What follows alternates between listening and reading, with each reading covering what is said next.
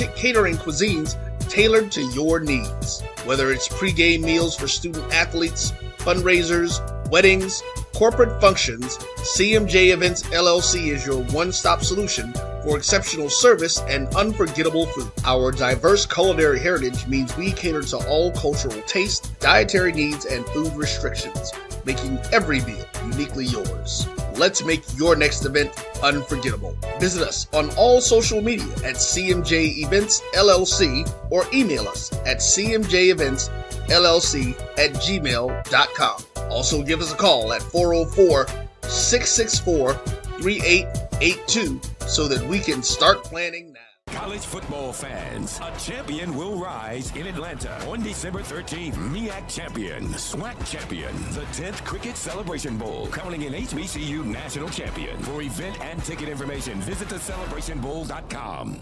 Since 2002, Empowerment Resources, Inc., a nonprofit organization, has empowered more than 1,500 youth and adults in Duval and surrounding counties. Through its programs, Journey into Womanhood, Girls Mentoring, Life Skills for Teens, and parenting education coaching. To get involved with programs, volunteer, or donate, visit www.empowermentresourcesinc.org. Follow us on social media, facebook.com/empowerment.resources and instagram.com/empowermentJAX. For over 30 years, HBCU Image has been more than just an apparel store. We've been a movement, a statement, a legacy. We celebrate the pride, the purpose, and the culture that make historically black colleges and universities legendary. HBCU Image, a Kenny T's company. ESPN Events presents Red Lobster Band of the Year. Returning to Atlanta on December 12th, 4 bands will qualify for the big stage, where 2 national champions will be crowned. Follow us for rankings updates throughout the season, and join us on December 12th. For event and ticket information, visit bandoftheyear.com.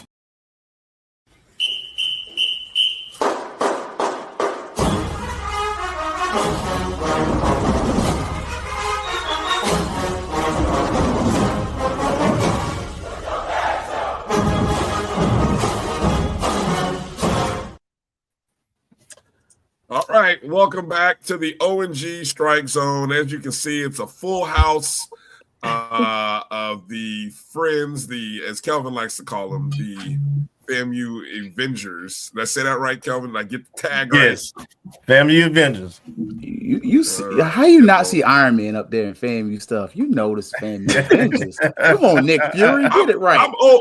I'm old school. Steve, tell him we old school. We're super friends. That's what we grew up on. Oh my gosh, not the Justice League. Oh, bro, listen, come on, man. Against the Legion of Doom, bro, y'all don't know what y'all were missing. Y'all missed out. Good to see everybody. Y'all, you gonna be calling us the Thundercats soon. Never that. Still one of the greatest. Still one of the greatest shows that never turned into a movie. I don't understand what's going on with the world. That was a movie just waiting to be made. I don't know. I agree. Never get that right. Can never get that right. Well, it's good to have everybody back on. We got Ashley and Tashay, Fang Exchange. We got Keith Hadley, Fangs Out Podcast. Steve Campbell, HBCU Coaches Corner. Jay Peach, Penalty Talk. And Troy, Fat Mouth Sports. Good to have everybody on tonight. Sorry I missed you guys on Monday. Life happens, and then congestion comes after it. So that's why you're Nick Fury. That's why you're Nick Fury.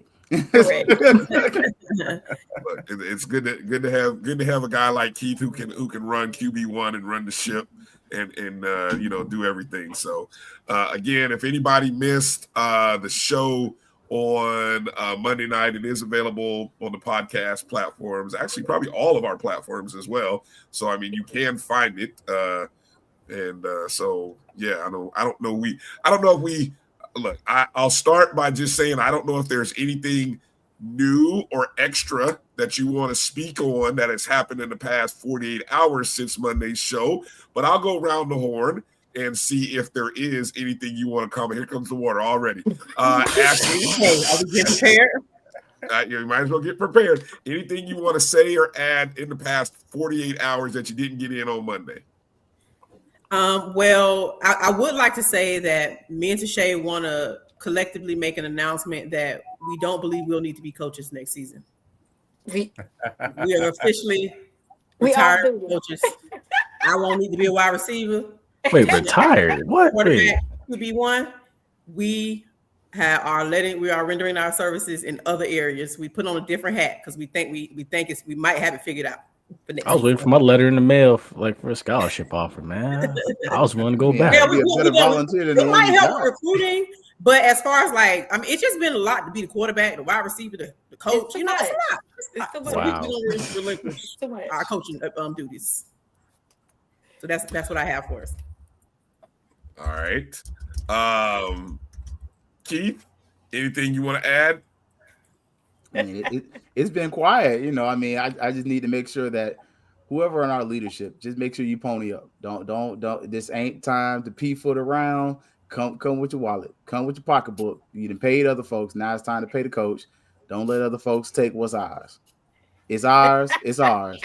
In the words of people at church, it's harvest time. And the harvest is plentiful. Unfortunately, at FAMU, the laborers are few. But guess what? We got a worker and we got a ram in the bush.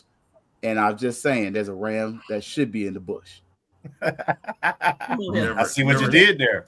Never shy on analogies. Keith is that's an educator right there. Never shy on analogies. Mr. Campbell, he must be. See, I mean, I can tell Keith been watching Mr. Campbell's shows because he sounds like one of them orators like you be coming at him, Steve. He'll spit some knowledge, brother. Hey man, listen, no, that's that FAMU education, man. It's international, man. Listen, the young ladies speak very well. You all have done it well, man. Listen, and for us Esperanza, about orators, that freshman year in the orators, you had to get that together. And plus, like I said, I was a freshman class president, so I had to get my Jesse Jackson on back then. Run, baby, run, So with that being said, I want to make it clear. No, Quinn Gray has not been hired as our coach. So that graphic is false. So stop texting me, stop asking me that has not happened. Okay, so I just want to be clear on that because I've gotten that graphic 55 times, and I probably got 2 more times in the last 5 minutes being on this show. So he has not been hired, so I want to be very clear on that. And, I'm just saying this, and, I made a joke about I had Mississippi Valley Blues. That has now been cleared up on Monday. I'm feeling better and stuff like that. So, it for some reason only struck Rattlers. It didn't strike Tigers. It didn't strike Lions. It didn't strike Panthers. It only struck Rattlers. It only happened once a year. So I'm glad that we got a vaccination for that. I'm feeling much better, just to let y'all know I'm good. I got to give a shout out to my guy who put that. I know my guy who put that graphic out that you're referring to. And when I saw it, because of course, just like you, Steve, I got hit with it about 3 times. And I saw who posted it. And I'm like, bro, I'm like, who's, I'm not even going to say it. But I just put on this. I had to send a text and say, who's your source? So I know who his source is. And I was like, oh. Okay. And I just kept it quiet after that. But so interesting. Jay Peets, what's good, brother? It's going good. The boys are back on the other channel. Basically, just wrapped up our Celebration Bowl picks for Saturday. Spoiler alert. We all went with PV. I think we as a conference in the SWAC can maybe kind of get on a SEC type role with HBCU national championships maybe. But we'll see what happens. But yeah, I mean, I've seen the image as well. I checked with my source and he told me no idea. I checked with the second source. She said the same thing. Don't fumble this because right now, I feel like we're basically, 3rd and 1 at the goal line and we better not fumble the snap. We better just go ahead and run I formation and get it in. I can't say the other thing I want to say. Granted, today's news it's come out. So I'm just gonna keep my mouth shut. She knows what I'm talking about. Look, put it in the private chat. I need to be on the same page. Yeah, I'll put it in the private chat. I ain't on the same page with y'all. You guys are great. You guys are insiders. I'm not. But a lot of old day in these problems. While he's putting that up there, can we please look at Edwin Moore's Delta double gout? He said we had. Yeah, he said we got a gout. Man, the jokers ate too much fried fish when they went up there. I promise you. Like, I don't know what the heck. Delta gout. Go ahead, Troy. Troy, how you doing? What's the latest?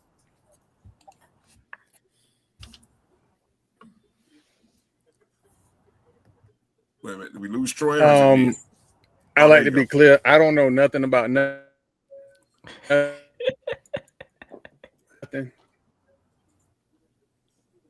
Uh-oh. Joy. Yeah, so I don't know nothing about nothing. I want to be clear on that. Here we go again. It's the Ibis. It's the bleeping Ibis. It started last night. That bleeping Ibis got Troy last night, and he sniped him again.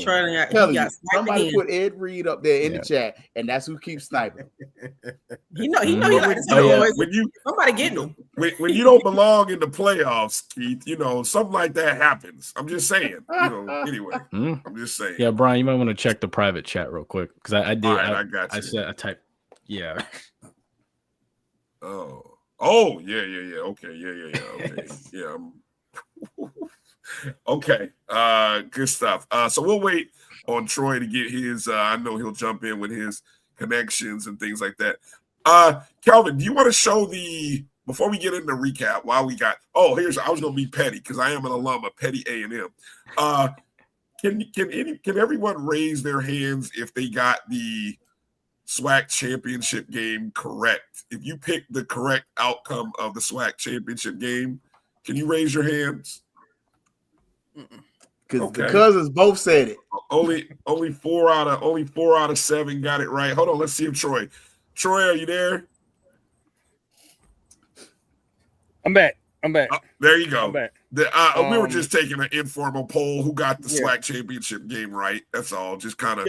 Can I make one statement though? I'm gonna put an asterisk on mine because I said this. I said if Cam Peters plays like an all SWAC quarterback, Prairie View will win, and he played like an all SWAC quarterback with 294 yards passing, 100 yards rushing, and I did tell that. So I did say that. Yeah. And I said Prairie View plus 8.5, and I won there too. So cha-ching. There you go. So winner, chicken dinner. So good stuff. Nice. Good stuff. All right. We'll talk about already for that Celebration Bowl. Get up for the Bulldogs. Yeah, everybody get up. Wait a minute. Wait. Okay. So let's go with that. PV, but I'm not taking PV. I'm taking SC State. Okay. Raise your hand if you're going with South Carolina State Saturday. 1, 2, just 2. Okay. All right. Everybody else is going for Prairie View, I guess, right? You see Prairie View winning this, yeah? I'm a SWAC guy. I can't do nothing else but that. I think I see Prairie View. But it is a tough one. I think it's gonna be close either way. But it's gonna be a good game. I want PV to win. I'll be sitting on the SWAC side cheering them on, as I did last year for Jackson and everything. Y'all might get me for that, but I'm always gonna root for the SWAC since we in the SWAC.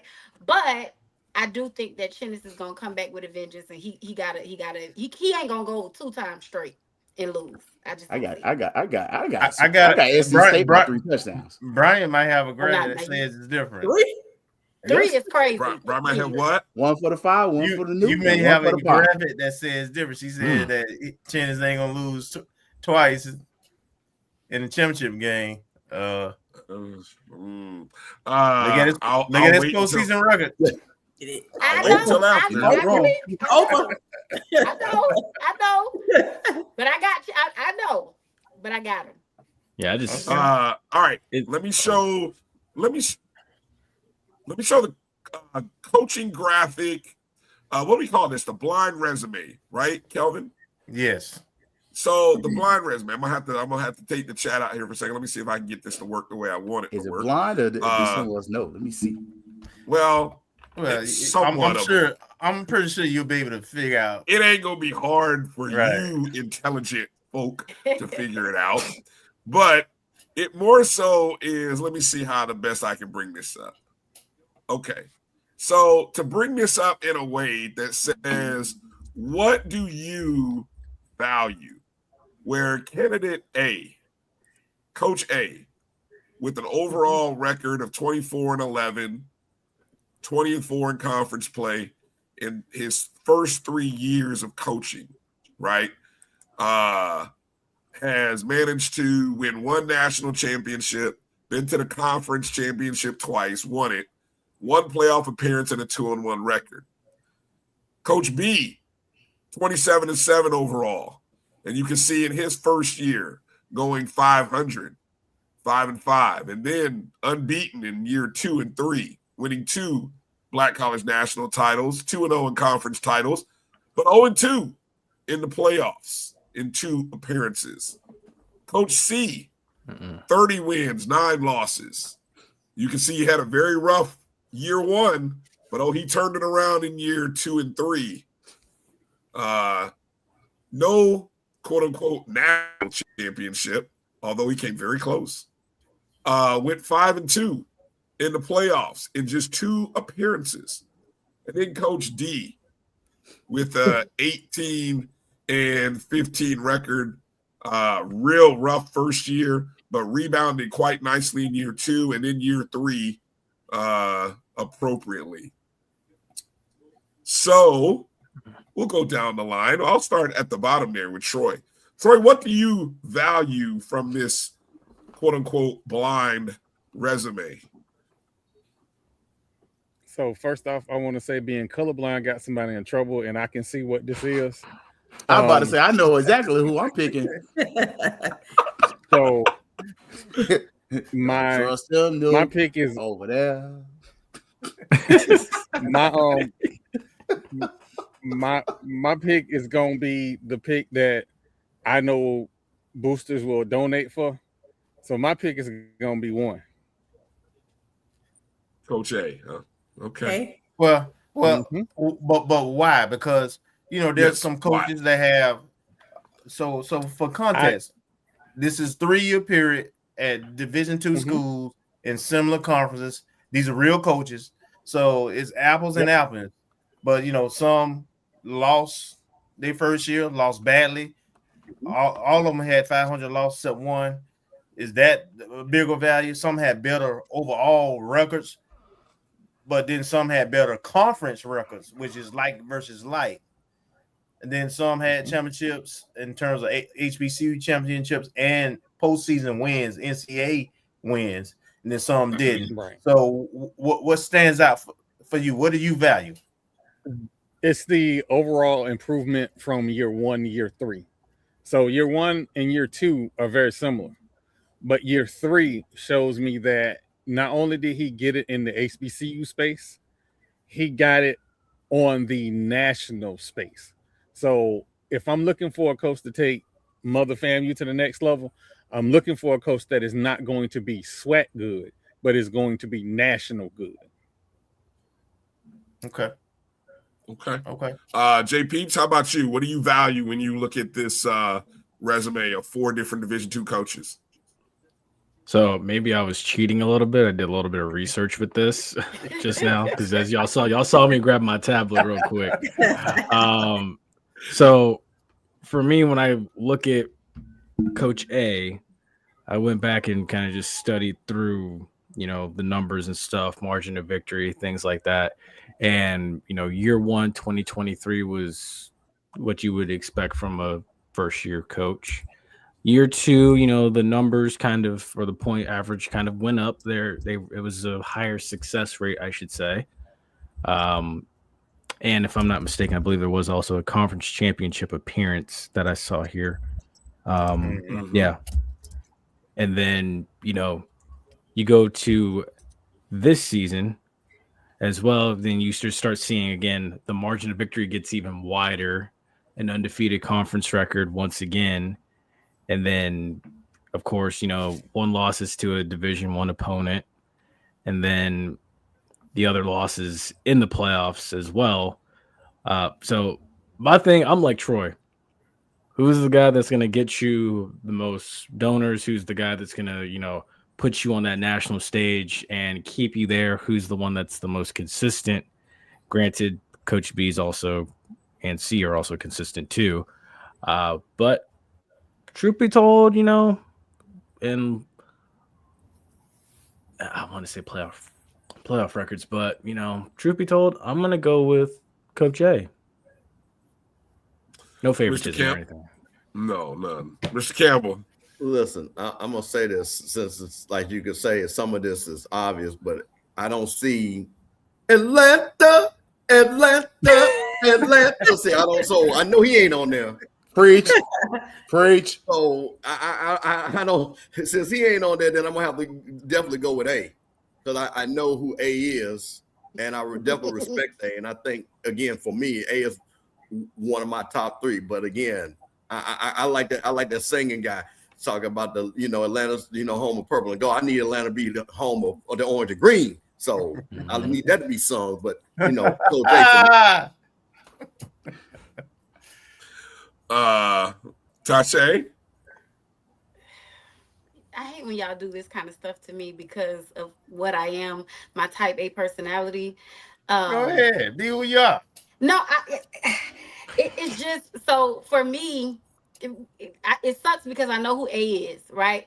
And it's hard for me to navigate for 2 different reasons. And I'm gonna come from y'all in the chat, they're gonna tear me up, okay? But I'm gonna keep it funky. Right. So Coach A, if I'm just looking at stats, of course, but there are some nuances in that I would have to consider just because I know who Coach A is. We do have to remember that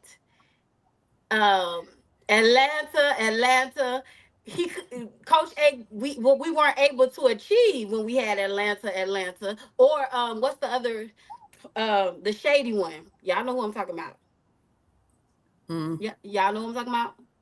He's at the other A&M.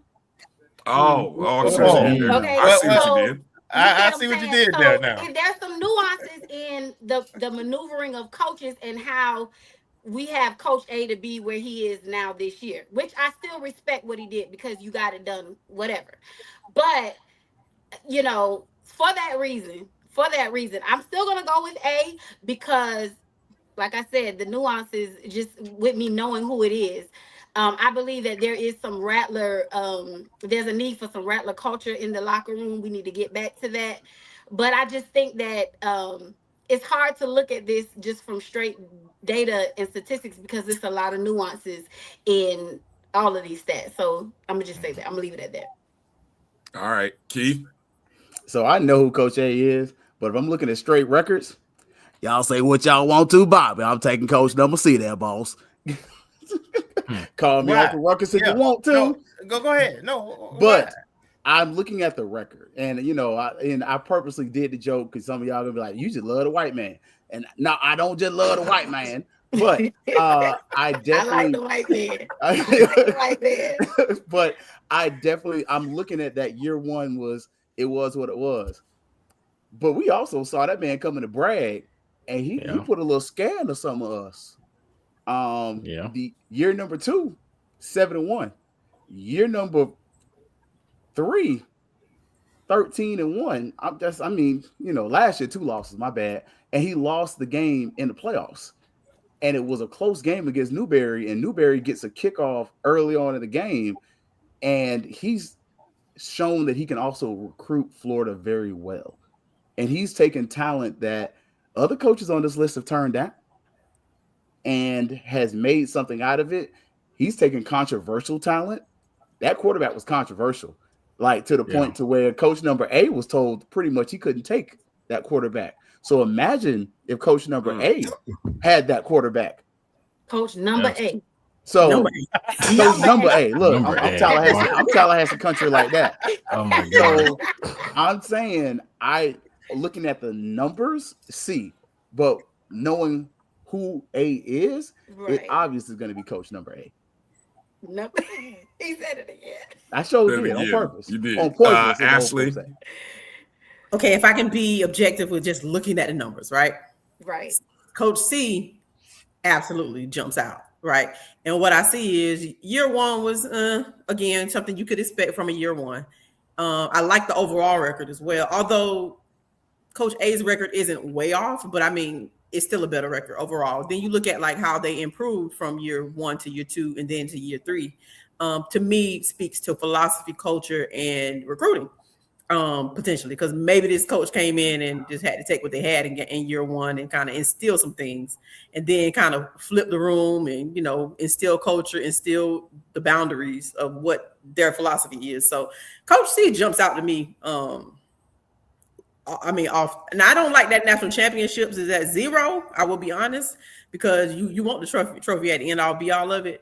But this Coach C gives me hope that in 2025 we can keep this going and kind of it's so close but so far. So Coach C come back after all this, 2-0 and the conference championship appearances, the playoff appearances, you're 5-2, your playoff record.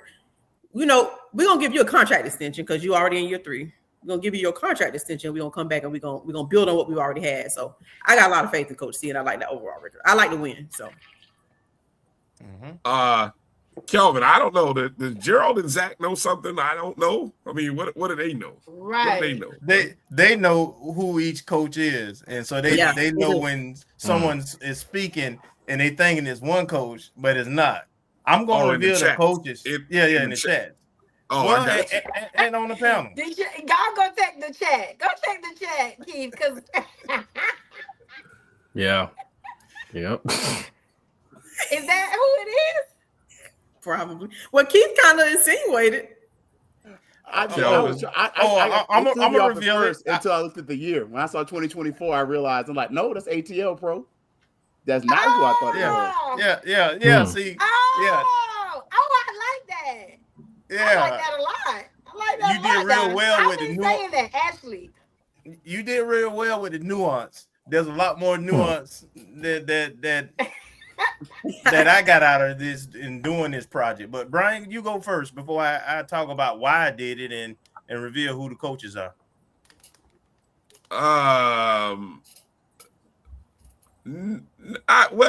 Honestly, I'm just curious why nobody's talking about Coach B. And Coach B is who I believe Coach B is. I mean, short of the inability to finish the end of the season on a positive note, I mean, Coach B is pretty doggone impressive. And, would be worth every penny that is coming to his way, that should be coming his way by a lot of these job openings that are out here. Because if I'm not mistaken, Coach B is now coaching in the FCS so Atlanta, that's where I would be looking, but that's me. But who are they? Go ahead and go with the big reveal, Kelvin. Yeah. Okay, before I say who the coaches are and where they are now, when I did this exercise, I've heard a lot of comments centered around the selection and front runners and what constitutes a good hire at the HBCU level, FCS level, and so it got my mind to thinking, and I realized that there was a candidate pool of coaches that would be a great test pool to line up blindly and see what people would say and what they would value, whether it would be overall record, whether it would be conference overall record, whether it be championships, black college, whether it would be NCAA playoff victories, because each coach, all of them are successful, and it is about what you value, what the nuance are. But also, I wanted to keep apples and apples, so 3 of these coaches are already at the FCS HBCU level. Only one, which everybody kind of spotted real quick, is still at the D2 level currently. So I'm gonna start with Coach D. Coach D, 2 playoff appearances, 1-1. He's at Alabama A&M right now. This was when he was at Miles. The 3 years he was at Miles. Okay, Coach C. He's in Atlanta right now with Prairie View. These are 3 years he was with Valdosta State. Jermaine Jackson. Coach B is also in Atlanta currently right now. This was when he was at Benedict. Oh, okay. He's at South Carolina State now. Then Coach A is Coach Gray. And some of the nuances that I picked out was, for me, what stood out was actual conference light versus light record, as well as playoff records, because I like postseason success. So those things mattered more to me versus overall records.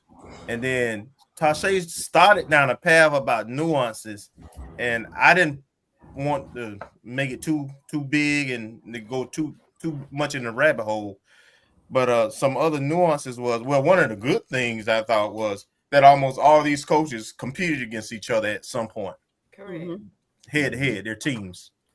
Yep. As a matter of fact, talking about scheduling, which is why I poked when I said I focused, and this I had to look at it though, and it made me go down the rabbit hole. I had to focus on conference records versus overall records, because the out of conference record for these coaches and who they had to compete against weren't apples and apples.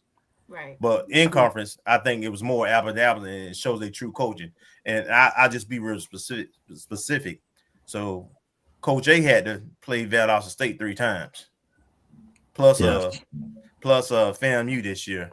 So, and Wingate his first year. So the out of conference competition that Coach A played, I think, contributed a little bit more, especially early on, to not have as dominant, even though it was a great record, it wasn't as dominant as the other coaches.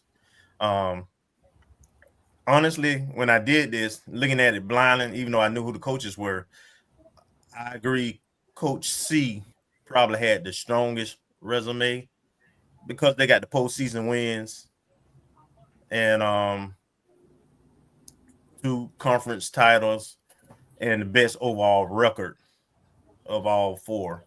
But as you can see, the point being for me was this.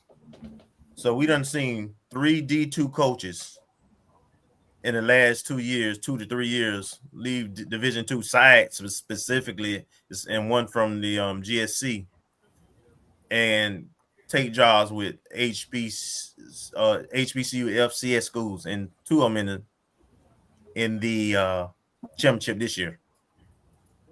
And 2 of them turned their programs around year 1. They came in blasting. And then, of course, Alabama and them had a slew of injuries. They got off to a good start, but they had a slew of injuries, so it's hard to judge year 1 for Sam Shade. But what I gathered out of all this information as an information point was that Coach A projects whoever gets him to be someone who can come in right away and impact a program, be successful. If you look at his peers, and that's kind of what I got out of it. But it was just fun, something that I brought up, and I thought it would be fun to see what everybody else would pick. So let me make sure. I just want to make sure I heard this right. So Coach C is my guy, Atlanta, correct? Yes. That's what I thought when I looked at the year, and I said, okay, wait a minute. Because at first I thought it was just coaches that were still current in their location until I saw one was 2024, 21. So I'm still I took the LC, I took the FBS stuff out. I mean the FCS stuff out. Just they 3 years at their school at the Division II level. I didn't see that year on it at first. I didn't see that 24. Yeah. I saw. I'm like, is that 25? Yeah. Got to get there.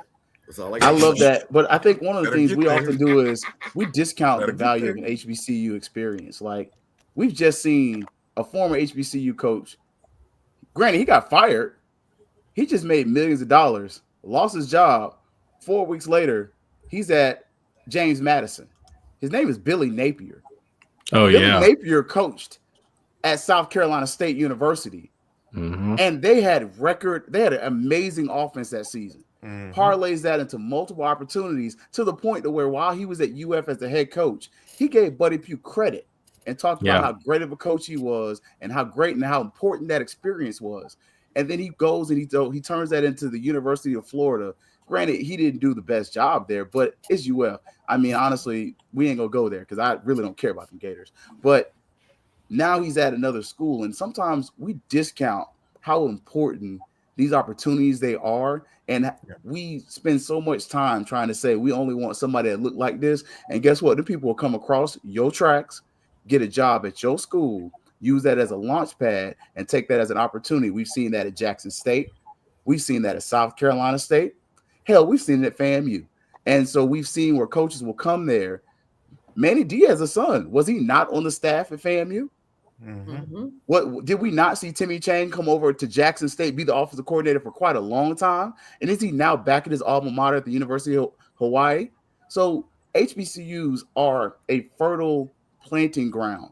We just have to be willing to understand that they're willing to jump the track to come take that opportunity. Maybe we need to go do the same thing, because if you don't want it, somebody else gonna come get it. Yeah. Good take. All right, let me go. Let's get through the season review here. I know we have done a great job all year on Monday nights, recapping game by game.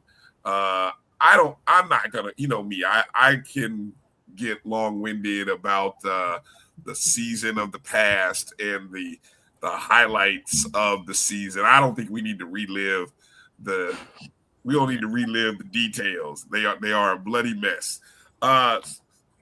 So we'll just get right into it with our most memorable moment. Now, the memorable moment, of course, does not always have to be a beautiful, bright memory.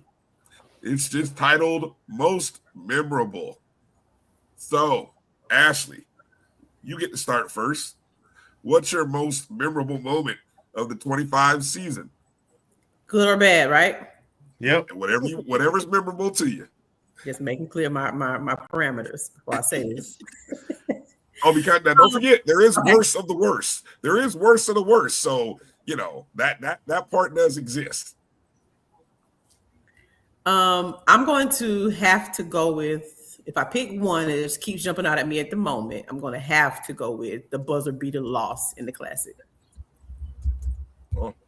As a bad, memorable moment. All right. So that's interesting, because that pass, I just can't get it out. That open receiver at the end, I can't get it out of my mind. All right, Tashay.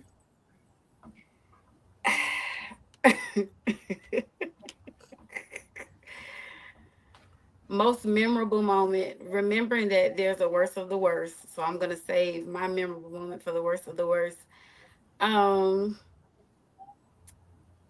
Memorable, I think us getting spared on that onside kick during the Albany State game. Because y'all know that kick went 10 yards. Y'all know that kick went 10 yards. We really got spared in that game. Okay. So I'm gonna go with that being, because my stomach dropped when I saw it, and I thought that we were about to actually lose that game. So that's gonna be my most memorable moment. That's a good one. I didn't think about that one. Keith, what you got? Can you see the video there, Brian? I uploaded it for you. Oh, you want that? Hold on. Just make sure the audio's off. Club brag. Like, I'm sorry. That is my most memorable moment. I refuse to let these mofos sit up here and let me end on a bad note. Club brag was lit. I'm sorry. That first night where we had the light show was amazing. It was epic. It was a beautiful situation. The stadium was packed. It felt like FAMU back in the day. And I refuse to let a play against Cookman and Valley ruin the simple fact that I enjoyed my FAMU lead this season. So Club Bragg at night with the lights, swag surfing, 20,000 in Bragg. That was the best moment of the night for me. That was against Albany State, right? That was Albany State. Yep. It was. Up there bopping and about to get beat. Clenching my toes, my fingers crossing, my eyes, everything. What do you got there, Mr. Campbell? Well, it's simple for me. My most memorable moment, I'm down on the field. I was put on the big screen, and it was 3-3. And I had people, after it turned out to be 40+3, saying Steve Campbell, because they knew me from Jackson, and Mr. Campbell, because they knew me from YouTube, of thousands of Jackson State people calling my name. asking where to go get a drink at. That was my most memorable moment because I had never heard so many people call my name at one time and saying, we need to get some wings from FAMU because they know about wings that we do on Wednesday with the Breakdown Show. So that was my most memorable moment. That hurt right there. That hurt right there because my phone didn't stop ringing. J Peeps. So, okay, keeping in mind the worst of the worst. So my most memorable moment was losing the Orange Blossom Classic in a walk-off because that showed that this is only a microcosm of what's to come. If I could go back in time to that game, I would tell myself, I'd sit next to myself at that game and just be like, buddy, this is only the beginning. So you might as well buckle up and just get ready. Yeah, like you're going for a ride. So, just seeing the inconsistencies from the offense, not knowing where the play clock is, which you should know that, but the minute you go out on the field for warm-ups, and then, not being able to get the offense lined up, which I had trouble with that all season long. And then, of course, having to utilize timeouts at, like at the wrong times and everything, like not knowing situational football. Like, I think that was just the most memorable moment for me. And then, of course, like the field goal at the end, that was just gut wrenching. I couldn't even enjoy the licking afterwards. I just couldn't. I love the licking too. I haven't been before. Dude, hit it up. There's one in Orlando. The Orlando was really good. It's overrated. The food take too long. Not to me. Do y'all remember at that game? Speaking of JP's, that we was. I know what you about to say. Seconds, we was swag like we had to run that game. Yes. Oh my gosh. We knew we had closed it out. Screaming.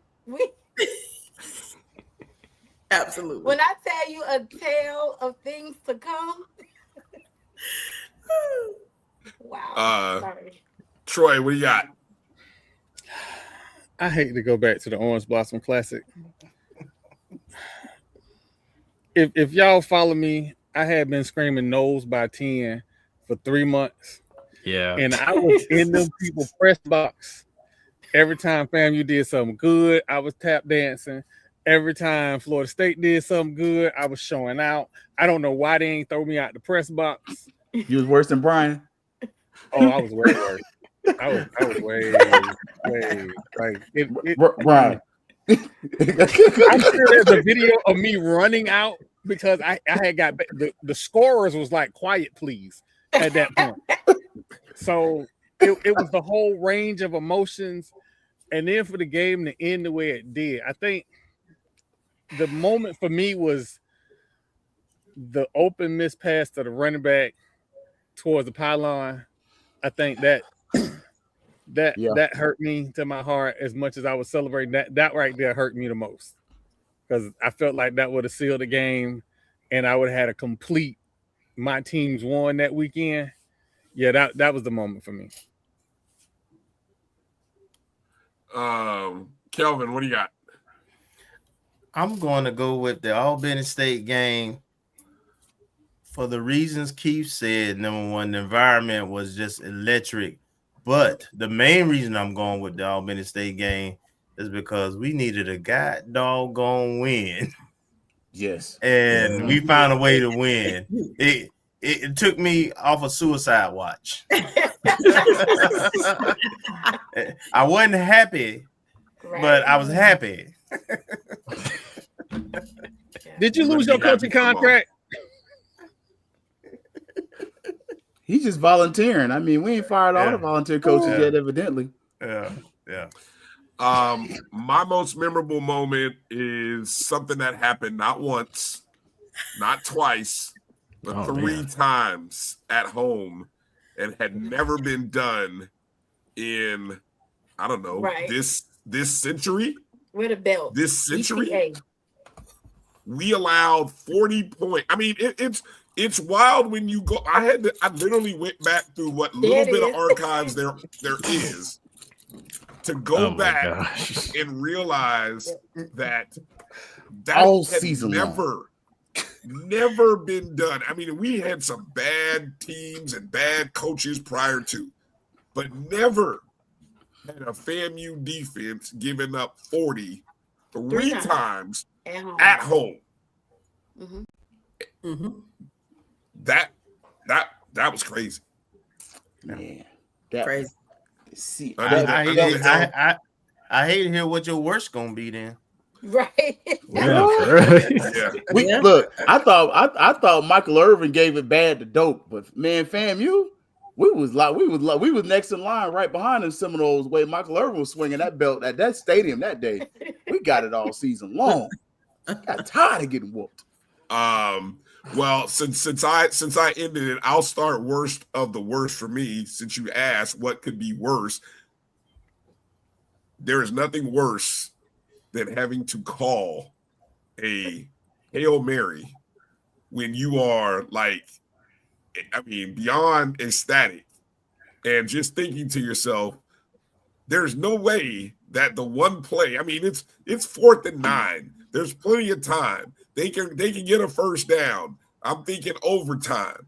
No, as Keith would say, these motherfuckers are going for the whole thing. They not thinking field goal like most coaches and most teams. No, we're going for the home run, and I'm going to point to the end zone, and I'm going to throw it that way, and I'm going to look and say, oh, no, he's open. Oh, God. I'm just glad that call is lost somewhere in the shuffle, and it's not being hashed out again, because I would be mocked endlessly by Bethune-Cookman fans for probably years at that call. And they would be like, hey, listen to the FAMU broadcast announcer on the call of this game. Oh, man. Hey, wait. Let me tell you something. Don't you think somebody ain't got that? Because I'm going to tell you this. This literally just happened to us on HBCU Coaches Corner on something so random that these guys found a clip of Coach Cole talking about Prairie View was coming. And that was way back in September. So don't you think them BCU folks is just not wait till next year to come? I'm just telling you. Yeah. So folks got DVRs, brother. Trust me, that game was DVR. Well, I'm hoping that nobody's audio recorder was working. That's all I'm gonna say. That was my worst. That was my worst of the worst. Losing that game after winning it. Well, at least I thought we won it the way we won it, and then to turn around and lose it the way you lose it. That was a kick to the cup, as the kids would say. Kelvin, how about you? Worst of the worst? By far, because for me, not only did it cement the season from the beginning to end, put that bow at the end of it, but it also, in my mind, and I think in a lot of leadership mind, was the nail in the coffin. That lost the Valley. The whole season, preseason, when we had the Avengers together and we talked about it, we were making our projections and predicting. Oh, man, that Valley game I ain't even worried about that one because that's a get-back game. Got me looking nutty as it almost came out. But yeah, that loss to Valley was just unforgiving and unforgivable for me. That's my worst. Ashley? My worst, I'm going to stack on top of what Kelvin said and say that loss to Valley with the backup quarterback. That wasn't just a backup. Wasn't he third, fourth string? He was somewhere down the line, but it's bad enough that he wasn't good enough to be a starter. The resurrection of Rice and Rice and Totten reemerged. Yeah. You can't. I don't even know how you give that, and not to mention it created a losing streak. You already had, It did. We're on the streak right now. We got to redeem ourselves. Listen, this is simple. I'm from the great state of Mississippi. Mississippi Valley came into the SWAC in 1968. And I have heard more about that Valley win than Mississippi Valley beating Jackson State when they had Jerry Rice and Willie Totten. That's how bad that Valley wins. Them folks, when you got people in all the SWAC say, Valley got a 2-game winning streak against FAMU. Do you know, other than you take those years out, they probably only got 2-game winning streaks, maybe against UAPB, in their whole history. Yeah. So that, to me, to understand, and like I say, T-Bucket's my guy. I know they're up there working, but there is no way first of all, it was unbelievable that we lost the first time to lose the home winning streak at that. So let's start there. and then for there to be, and like Kelvin said, "Oh, we gonna handle this. We got to put 50 on." And to lose that game again, and to get all the texts and things like that, and then not only that, and people saying, "Are y'all not gonna leave them in Mississippi?" And I'm like, "I didn't drive the bus." So that hurt right there, man. That so I'm just saying, whoever the new listen, I'm gonna say this right now. Whoever the new coach is, and T-Buck, I love you. But when they come here to brag, 70 minimum, 70. And I'm talking about people that they even got on scholarship. I want people that are coming out there just to put on a uniform and play. 70.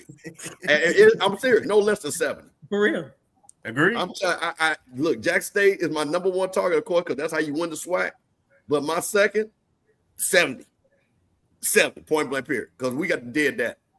I don't even want to be close. 70.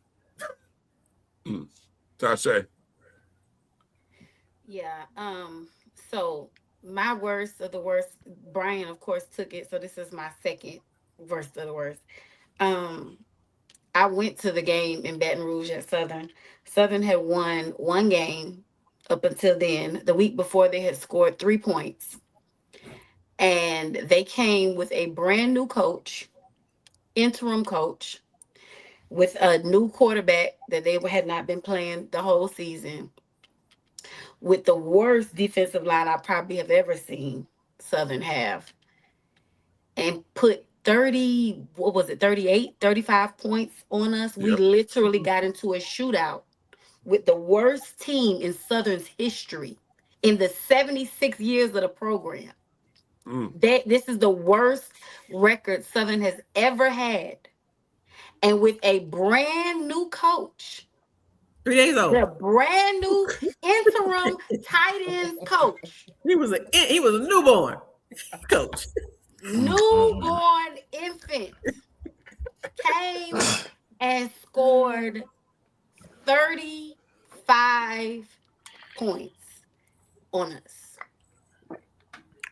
And I had to stand there in the stands on the Southern side, because my child is at Southern, scared that we was really gonna lose a game to a team that had scored 3 points the week before. You heard that one for a while, didn't you, Tasha? You heard that one. You probably still hearing it. Still. It was close. It was, you know how the young kids be doing, clock it. We almost beat you, clock it, girl. Put on punishment. Put on punishment. Every time they scored, Mom, clock it. Cozy, ooh. You should have just changed the locks on the house. She ain't been back since. She can come back for Christmas. Keith, what you got? Y'all got half, but y'all right. It was Mississippi Valley everything. We just looked at the outcome of the game. The entire Mississippi Valley experience this season was raw, unfiltered, unorganized trash.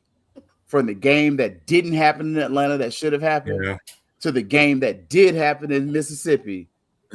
And the worst of it is, not only did you get ate up by the mosquitoes, you also got your butt wore out and you got fired. And you got fired on your birthday. Respectfully, Doc, like, I hate that for you, but like, the whole Mississippi Valley experience was the worst of the season, because before you got to the game, you was a laughing stock, because it was like, dang, y'all just unorganized. Y'all got janky promoters, and we hearing about it. Trust and believe. I heard about it for sure.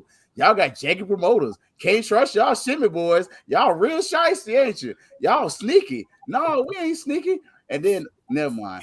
It is the whole Mississippi Valley experience was just a sham. From Atlanta, and then coming out, never mind. Y'all could at least play that game at Morehouse or Clark or somewhere. No, we're gonna take it back to the Valley. Yeah, we're gonna go get you in the Valley, down in the Valley. Yeah, down in the Valley. Don't nothing happen, but the Rappers got naked and got wore out.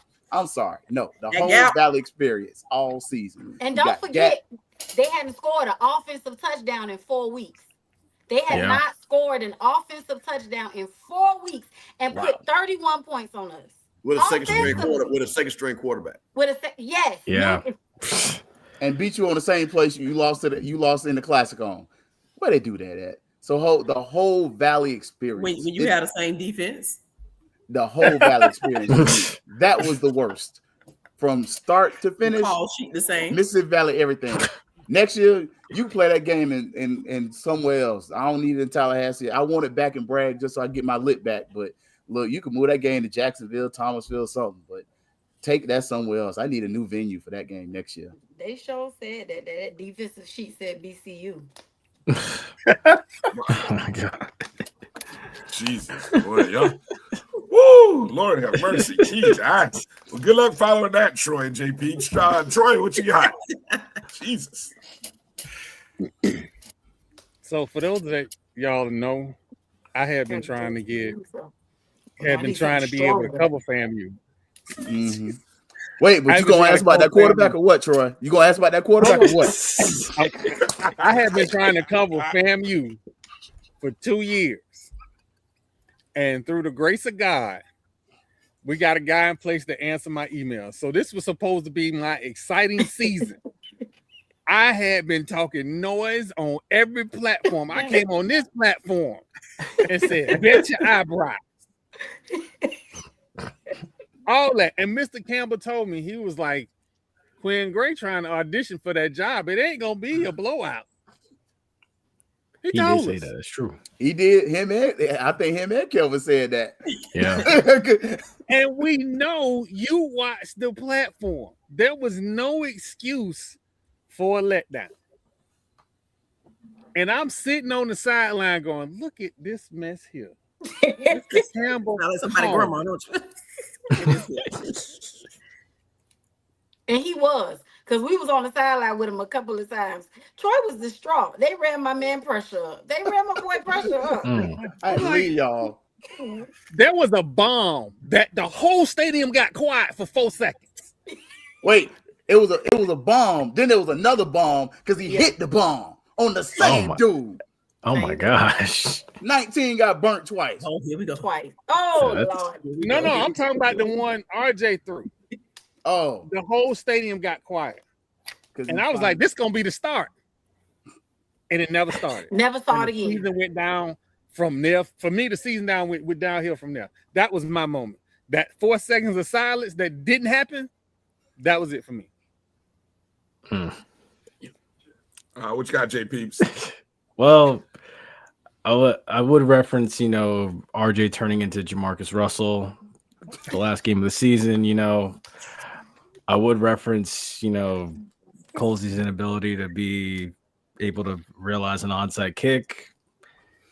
But I got to go back to the Florida Classic, of course. That was my worst of the worst. Losing that game on busted coverage, and then if I'm not mistaken, was that, someone correct me if I'm wrong, was that Timmy McClain's first start the whole season?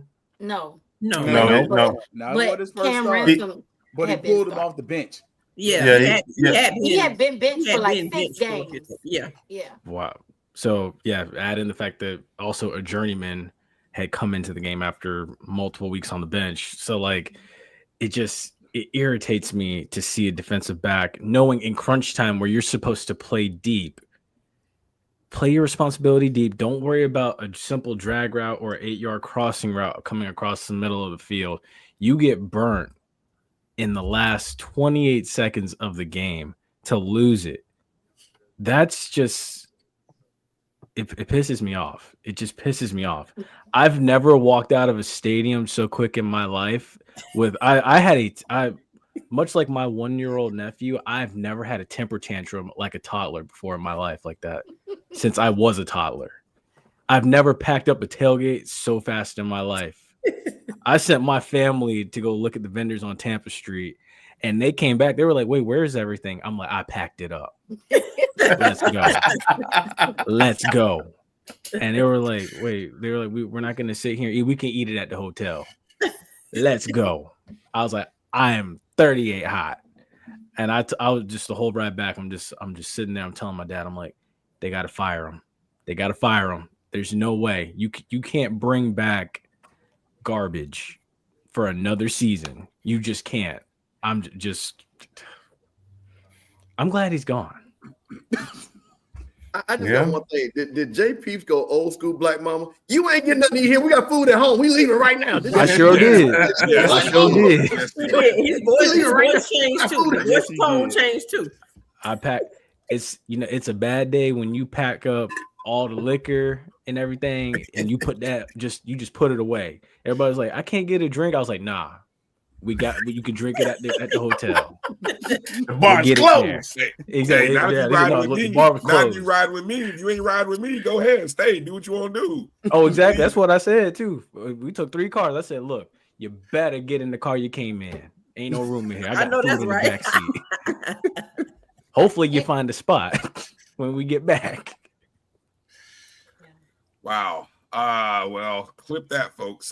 Put that one away, dig a nice little hole in the ground and just shove all those memories deep down in the hole. And hopefully we don't have to relive those in the new year. When we come back from the break, we're going to give our superlatives to the special teams MVP, offensive MVP, defensive MVP, and the undervalued or underdog of the year. So, yeah, take a few minutes, get your thoughts collected. You guys in the chats as well.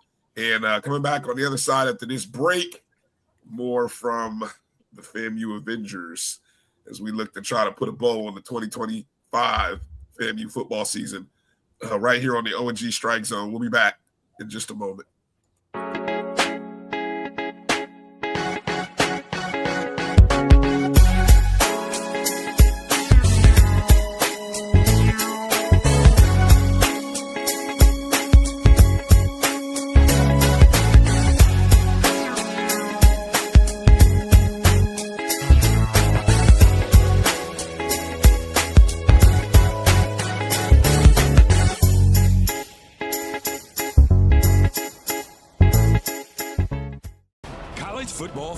The Cricket Celebration Bowl is celebrating 10 years of crowning an HBCU national champion. A champion will rise at Mercedes-Benz Stadium on December 13th as the MEAC and SWAC champions clash in Atlanta. Join us for championship football, interactive fan experiences, and iconic marching bands. It's an HBCU family reunion that you don't want to miss. See who will be crowned the next HBCU national champion. For event and ticket information, visit thecelebrationbowl.com.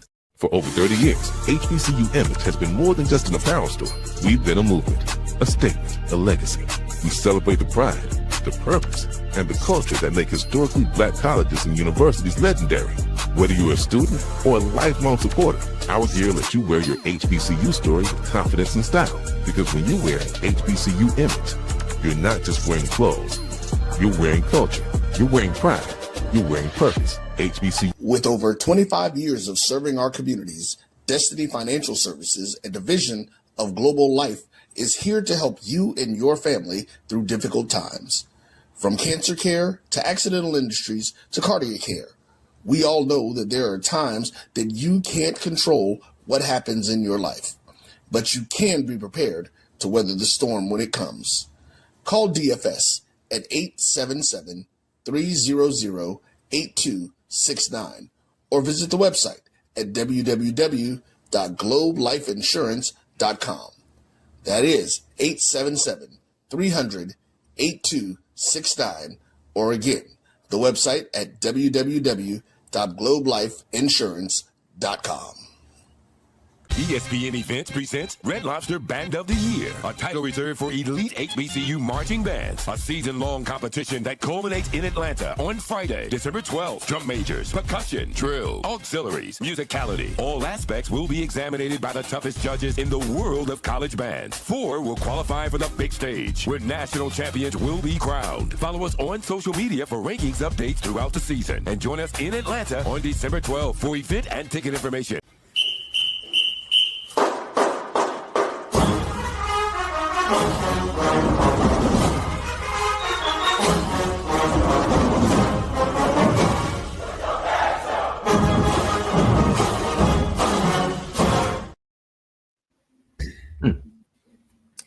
Alrighty.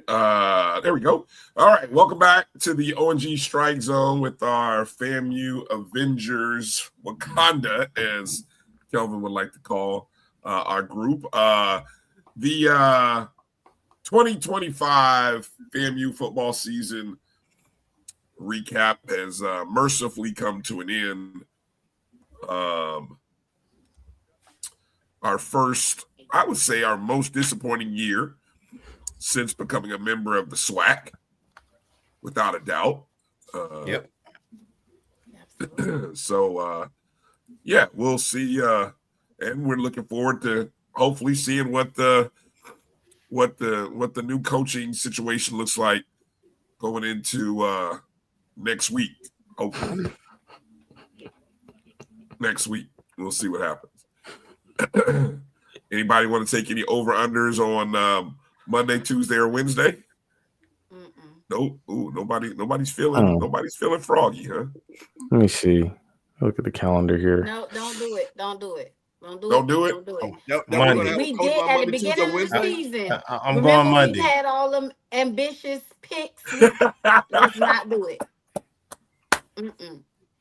I love it. All of us was going 9-2 at the beginning of the season. Pretty much. 9. I had 8. Don't do that. You did, but the rest of us were undefeated. Some of us said 10.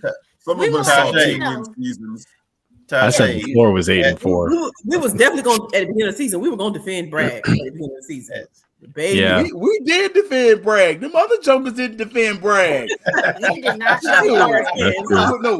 Speaking. Everybody didn't get the memo. Everybody didn't get the memo. Ashley, Kelvin and the crew was outside of Bragg defending every Saturday with some nice get your ass. Them Negroes inside the stadium ain't do yet.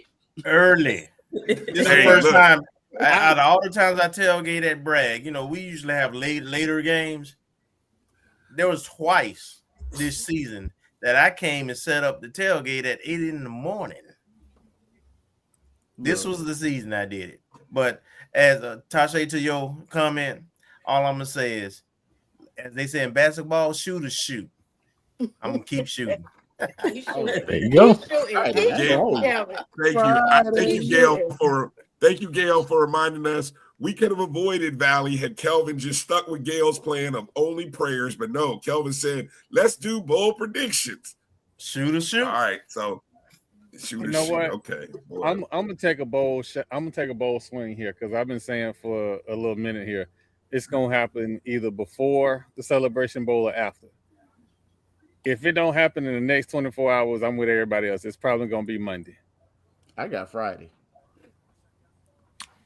I'm gonna say Monday. Who won the Celebration Bowl? No. I'm gonna tell you why. Celebration Bowl? No, Keith. We, as a partner of the Southwestern Athletic Conference, we are not going to drop news like that. As we are not going to usurp the Celebration Bowl on Friday. Hey, Brian. Did they find our announcer? I was about to say I'm Thugnificent. Didn't that same partner find our announcer and suspended for 2 games? Drop. We don't know them people then. I could see them putting it out right at kickoff. But if you seen the Boondocks, you know what he say. Either old person, I'm Thugnificent. Friday, I don't care. What if they put it out on Saturday, like right at kickoff? You need a disclaimer, Brian. You need a disclaimer. That would y'all go straight A-Rod, boy. Golly. Barry Bonds. No, what'll happen is here's how it'll happen. Anonymous sources will start leaking it on Friday that the announcement is coming on Monday. So what is everybody talking about in Atlanta? That's what'll happen. I like if that it happens. But if that happens, it'll be 5-minute graphics all over the place that say who X person is our coach. So it won't even be if you think they'll say he is. Yes, exactly. Well, that train has already started, so we're ahead of schedule. Hello, that's true. Friday. That's true. The moment they can confirm, they dropping it because they want to be first. And stop following me on Twitter thinking I know something. I don't know nothing. I can't hook you up with a scholarship. You better take them followers. And they're not bots. They're not bots. You better take them followers when you can get them. Like, share, subscribe. Exactly. Like, share, and subscribe. Hit thumbs up, all you who are watching. Appreciate you. All right, let's go to our superlatives. We're gonna go piecemeal by piecemeal here, starting with the special teams MVP. Kelvin, let's start with J Peeps. He went last time, so you go first. J Peeps, Okay. special MVP. Who you got? So my special teams MVP. Well, I have a special teams MVP and then a co-special teams MVP. Both of them are unfortunately now in the portal. But for this season, my special teams MVP was Daniel Portomatic. I mean, he had a little bit of a slump there, but throughout the season, fairly consistent and honestly the most reliable guy on this team. My co-MVP, just based off of one hit alone, Jackson Carson Wentz, the long snapper. Should have given him some snaps at DB as well. But yeah, those are my two special teams MVPs. Oh wow! Now, I had no idea that's who it was that hit that made that hit. I didn't associate him being the long snapper on that. Should have saw if he could backpedal. Yeah. Troy, who you got? Special teams MVP. Yeah, I'm also gonna go with Portomatic. I don't have any additional co-MVPs. Portomatic has been consistent. He was the star out of the 10,000 kickers we brought in, so that's my guy. Sashay. Well, to not pick the same person that everybody else picked, I'm gonna pick the win that helped us to get those field goals in there. The win, oh my god! I mean, if it's not Porto, then I gotta pick the win. Hey, there you go. Did you, Tasha? Is Porto? Did you come up with it? Was it Portomatic? Well, you came up with a name for him. Portomatic. It was Portomatic. Okay, yes, that's what I thought. Okay. See, he could have had an NIL shirt opportunity had he chose not to jump in the portal. But just stick with us, Porto. I'm just saying. Now he's Porto. He not Porto. Wow. Like I'd say the name stays home. He ain't Portomatic no more. The name stays home. That's copyrighted. Porto. Okay. That's copyrighted. Don't be taking that on to some new school trying to use that. They got my daddy blood on it. The name stay home. There you go. Wow. Family blood. Special teams MVP. Who you got? I think I'm gonna go Ingsler just to be different. He had to punt a lot. He's also in the transfer portal. And so just to kind of, consider how many times we did punt the ball and unfortunately how many times we had to use him. He's gonna be my other guy just because otherwise it's gonna be all Porto up and down the line. Steve, who you got? Hey man, this is simple. It's Daniel Porto. I mean, and I give him credit. He did a great job because the funniest thing was he was like the offensive MVP week after week at the 220 club. So that boy ate good the whole year. He did. Yeah, he did. Sure did. Damn sure did. Ashley? It's pretty obvious. It's simple. Porto is who he is. Thank you, my boy. We thank you for your services. Look, the most impressive thing about Porto was 51 yards into the wind. That was the one that sold me on how good this dude was. And so, man, wish we would have had a kicker like that the year before. We would have beat Troy. But anyway, I'm not going to go there. Kelvin? Anybody other than Porto? Yeah, well, yeah. I think he in the portal too. And I saw what somebody said it's gonna be Porterlet with Portal if you go, but remember these guys still have it. They just announced the new staff will be able to have the opportunity to retain. But I'll go with the long snapper. He was very consistent. He did his job at an elite level because we didn't notice him, and he did make a few tackles downfield too. Sure. But yeah, the long snapper for field goals and punt, your special teams unit couldn't have the success that they have and the consistency that they had without him making sure that it's routine. He get the snaps to him, so I give it to him. I think the punting and the kicking, field goal kicking, when we've had healthy individuals, has been very good over the 4 or 5 years elite in the SWAC. Not talking about the return coverage. Yeah. No, not talking about that. Yeah. The kicking team in general. We're not talking about and hey, how quickly we forget. Remember, we started the season with those horrible pump formations, and eventually that leveled off, and they fixed them. But God, dog, was that a horrible? I mean, it makes a difference when you assign a coach to a struggling section and say, hey, we're going to give this struggling section to this coach and let them coach that individual section. It's amazing. Bullying works. Kelvin bullied them until they changed it. Bullying works. Kelvin and the 220 Club. The 220 Club came after the Howard game. Now, Quarch, they call him Quarch. Quarch, can you explain that punch? They got on his behind by that. Baby, they were like, we've watched decades of football and we ain't ever seen nothing like that, Coach. Why did we do that? Ever, never, ever. Nope. God bless those folks. God bless them all. All right. This will be interesting.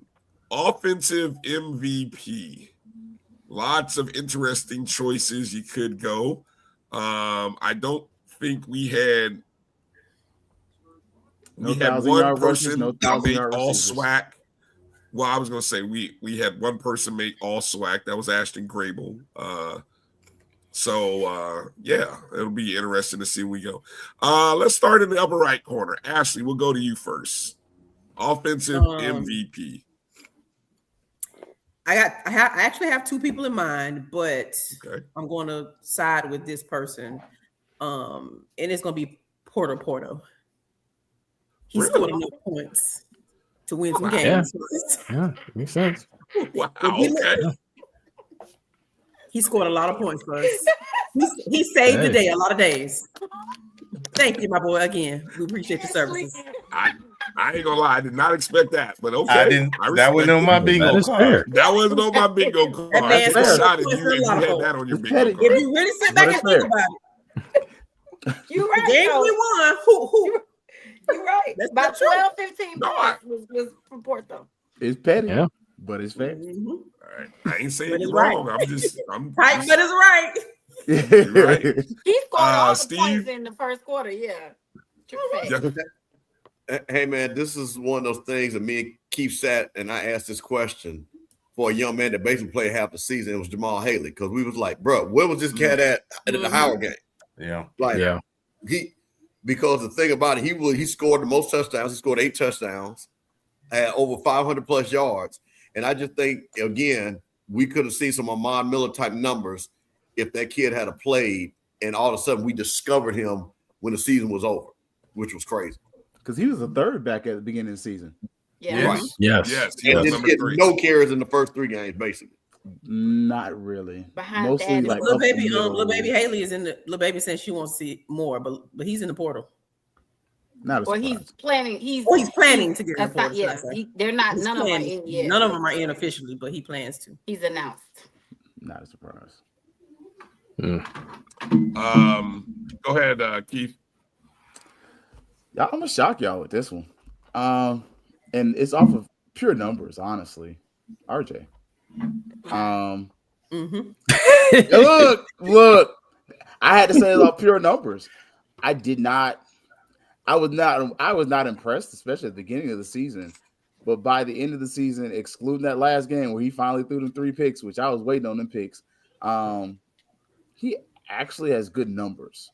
And he is the offensive leader statistically. Yard wise, you don't have a 1,000-yard rusher. You don't have a 1,000-yard receiver. I was going Thad Franklin, but off of pure numbers, I would have to give it to RJ.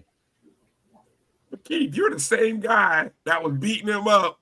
Damn straight. Or putting for no numbers against good teams. Damn straight. Keith just gave that man a participation trophy. I mean, look, the offense was so bad. Person in mind, but I had to give it to the one that saved the day a lot of days. But he was my RJ had numbers. RJ had numbers. I mean, if we're going to be real, he had numbers.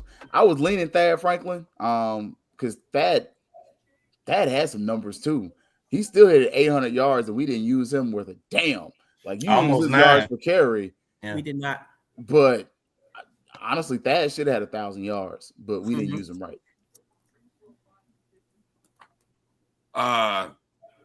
Tashay.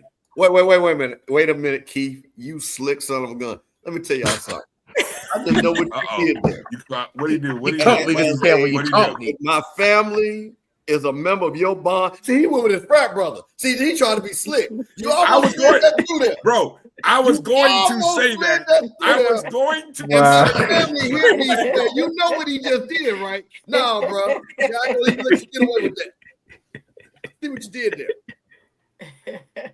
I just want, hey, Brian, I want to put that on record. That you see, Keith, I caught you. I know what you did there. You tried to slap that. You was on the shield on the bond, but I caught you. See, good, yeah. I see you, bro. I see you. No, my capital is never far away. Yeah.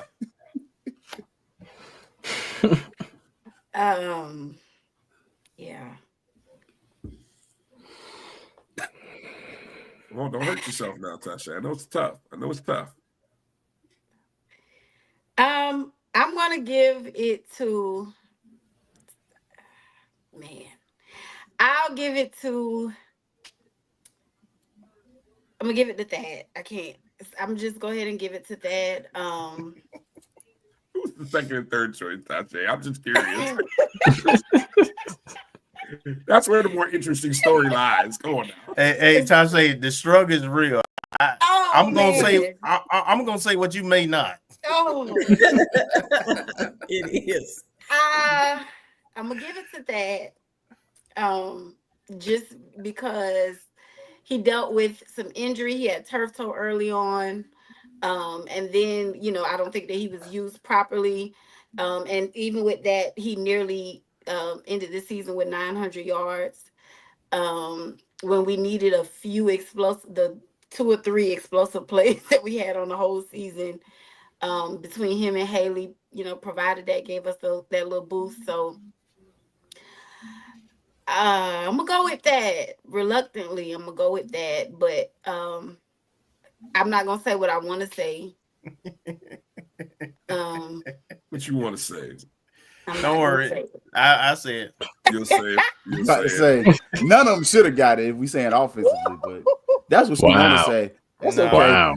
Look, what I showed that the other night. We ain't ducking. That's why you pick a special teams player when none of them should have got it. Hello. That's why I went with the look, this Campbell Colby. I was leaning on the shield. Troy, what do you got?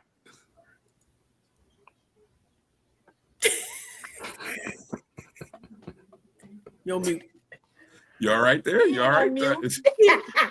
Are we sure he's on mute? I was like, he ain't mute. He was it ain't RJ. It ain't RJ. It ain't RJ. It's Thad. He's had games where he's gotten less than 15 carries. It's Thad. Most of the season, he averaged 5 yards a carry. Plus, what we doing?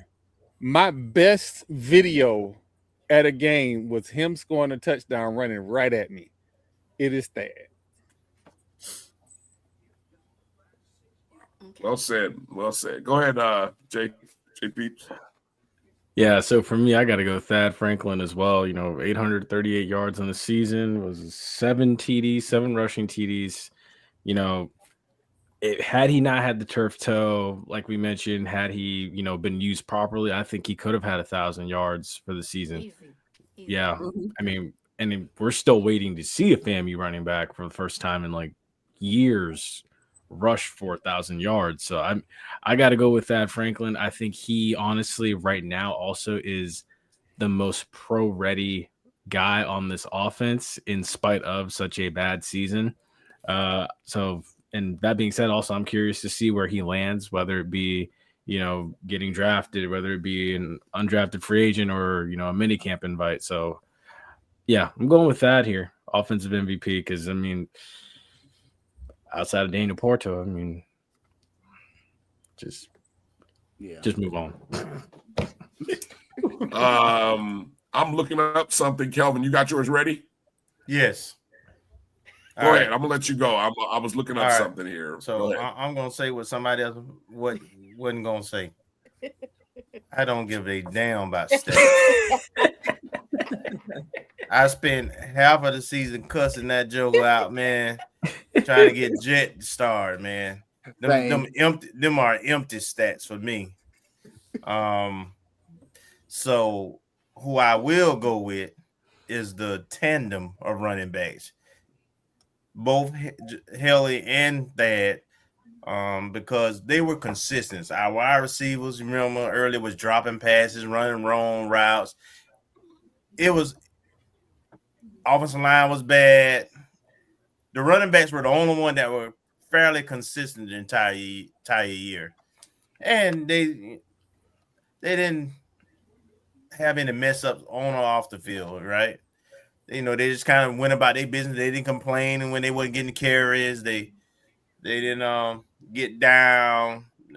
They just produced when their number was called. They were good teammates.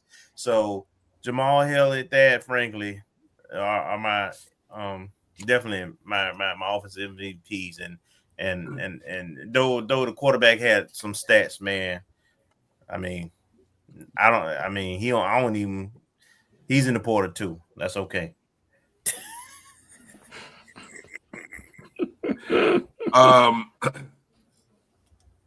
As much as I would, we know what's crazy. I was, we had to do a halftime segment on the highlights of the year on that last game against Valley. And so I'm glowingly talking about RJ Johnson and how his low interception ratio. And for a minute, I got my guy in my ear telling me, hey, we're going to put him up for nominee for newcomer of the year.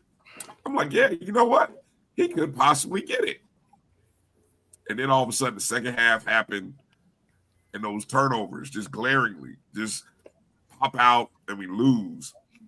So as much as I want to give my offensive MVP to RJ Johnson, he did lose it on that day. So I was looking up Thad Franklin's numbers. His 838 net rushing yards, 7 touchdowns, 5 yards a carry on 166 carries. The most yards since the 2021 season when Bishop Bonnet had 972 net. Most yards since then. We have not had a rusher go over 800 yards in any of our previous championship seasons. And we've had some pretty good backs, right? Kelvin Dean, Terrell Jennings. Yeah. Mm-hmm. None of those guys went over 800. Thad went over 800 this year with 7 touchdowns. You're right. Somebody said he could have been a 1,000-yard rusher. Should have been a 1,000-yard rusher. Yep. Should have been. That's probably the biggest tragedy of the offensive season is that he was not. He lost the 50 yards that he lost because he had 878. The 50 yards he lost were on those stupid jet sweep, or not the jet sweeps, the toss rights, the toss lefts. Yeah. Instead of running his butt north and south, we were running him east-west. I didn't understand that for nothing in the world, but it is what it is. Congratulations, Thad Franklin. That's my offensive MVP. All right, defensive MVP. This might be harder than the offense. For a defense that bled out on the field practically every quarter, with the exception of the first 3 against Howard. We got to find some defensive MVPs. So I'll start with you, Troy. Who's your defensive MVP, if you can find one? When we talk about blood, sweat, and tears, when we talk about orange and green, when we talk about leadership, when we talk about that dude, it's Nayron. Put his picture up there. Put his picture up there, Brian. Put the picture up there. True that. It's Nayron. That man had a concussion, and his mama prayed him well, and he came back a couple weeks later. Amen. He did. She did. She did. Mm-hmm. She woke that boy up. She woke him up when she got down there. Yeah, sure did. I forgot about how that might have been a memorable moment right there. I forgot about that one. That was a memorable moment. It was. Yeah, we cried on the sideline. That was scary. We were in tears.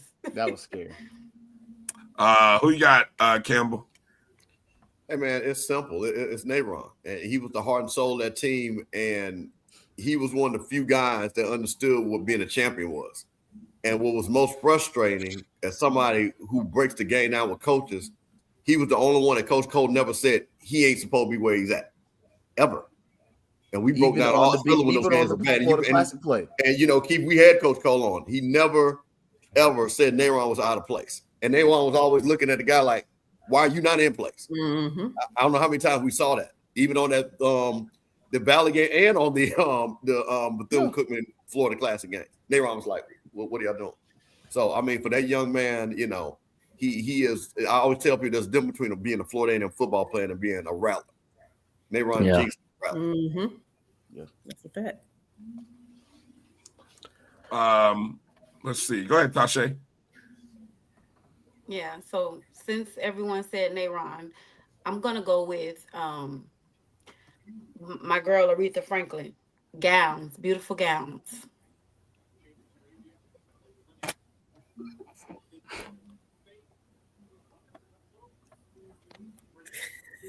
No, I don't know. Yeah, that one right there. I mean, you know who my favorite player was before the season started. But I'm also going to mention Jason Rouse Jr. We can't discount the fact that he did lead the team in tackles, but for me, it's going to be Nayron, especially when look at the beginning of the season, look at time played. Like Mr. Campbell talked about him being a rattler. Like it's after 10:30. He never bitched and moaned about not starting this season, and he got effed over. He never complained. He didn't fuss about it. He didn't cry about it. He was a man about it. And when Coach woke up and started playing him and realized when he was on the field, the defense was better, he just kept playing. And that's why, for me, Jason Rouse is up there with me. I got him next to Nayron, but it's Nayron because he is a champion. You just saw the picture. I took that at the Celebration Bowl. Ain't nobody give me that. I took that picture of him.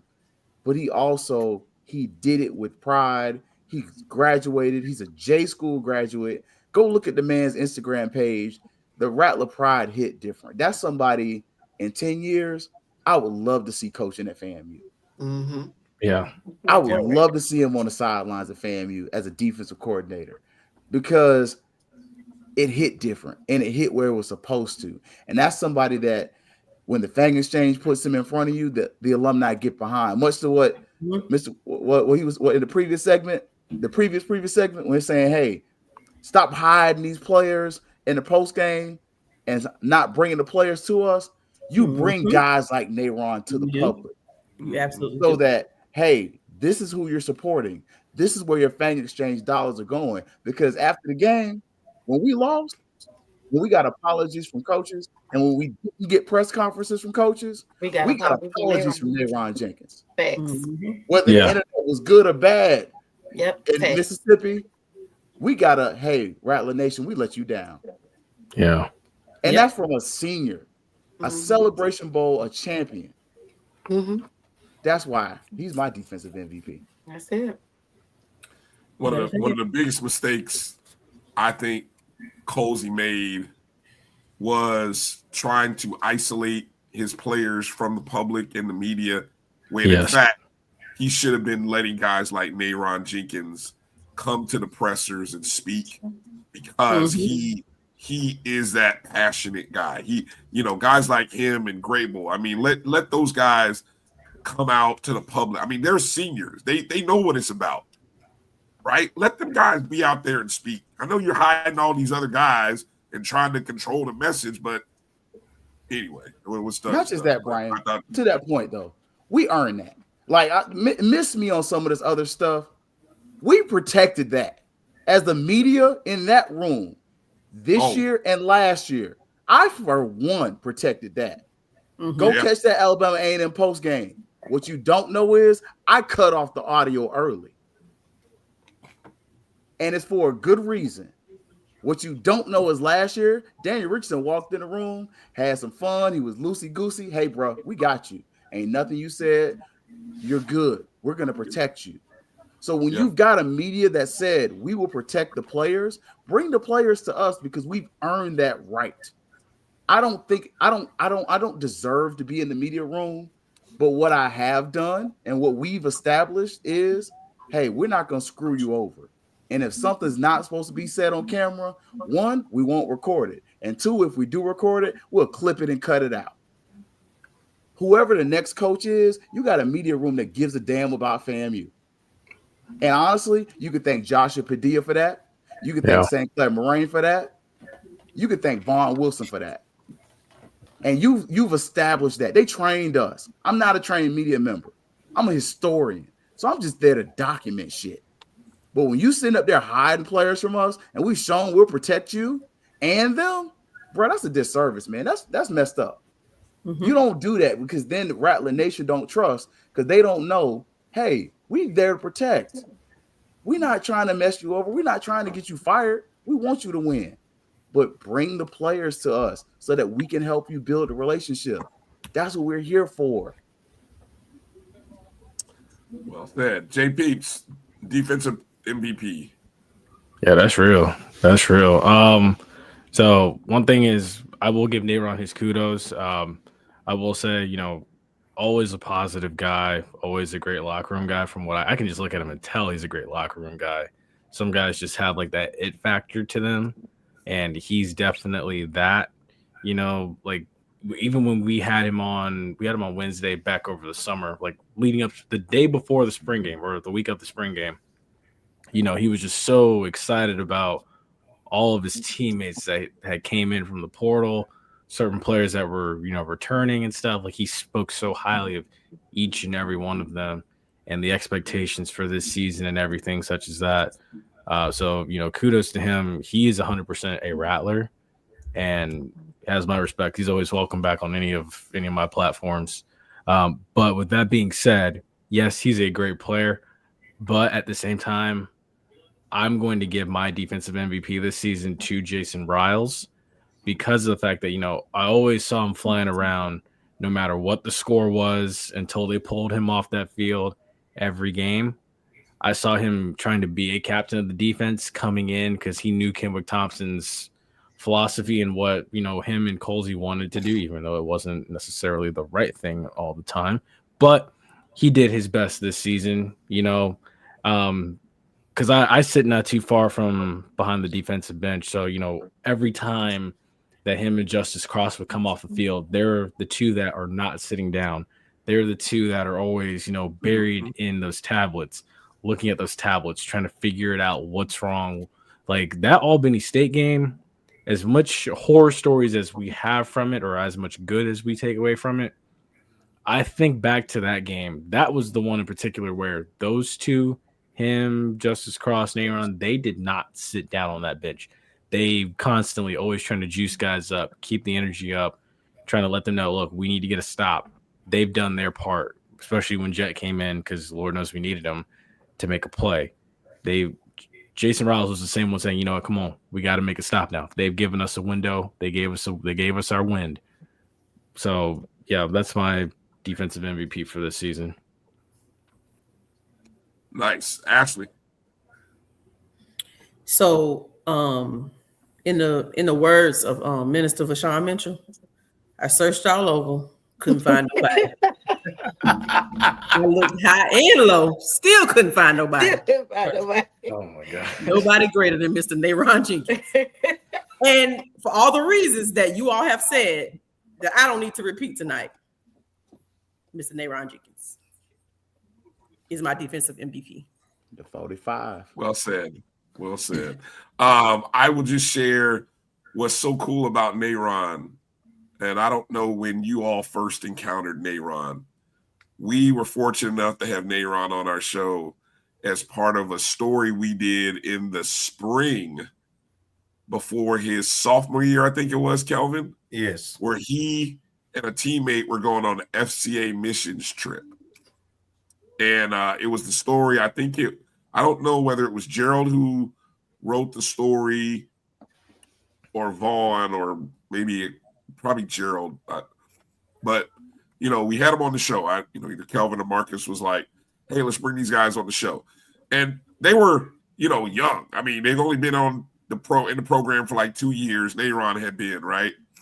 So you didn't really know, you know, he's a special teams guy at that point, little undersized. But after talking to him, you saw, you heard, and you were like, man, I hope that's somebody I can root for and get behind in the future. And we kept saying, man, I hope he gets a shot. And we'd see him slowly get on the field, slowly grow to the point where he got a lot of minutes last year. And maybe he was undersized. But I tell you, man, nobody had a greater heart, bigger heart, and a love.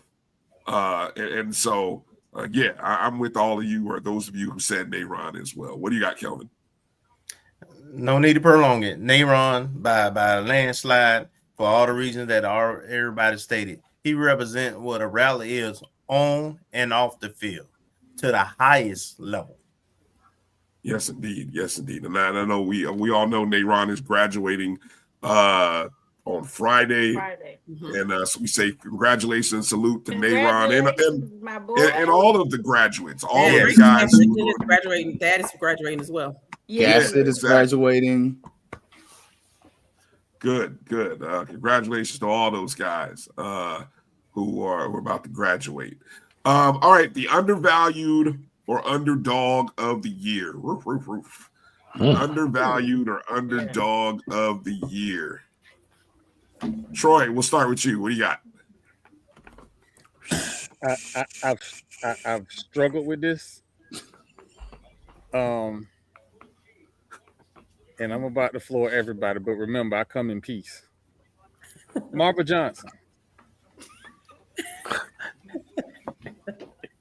Be very careful there, Seminole. You sure that wasn't Mr. Magic? You sure that wasn't Mr. Magic? You might lose your card. I'm gonna sit back and lose this.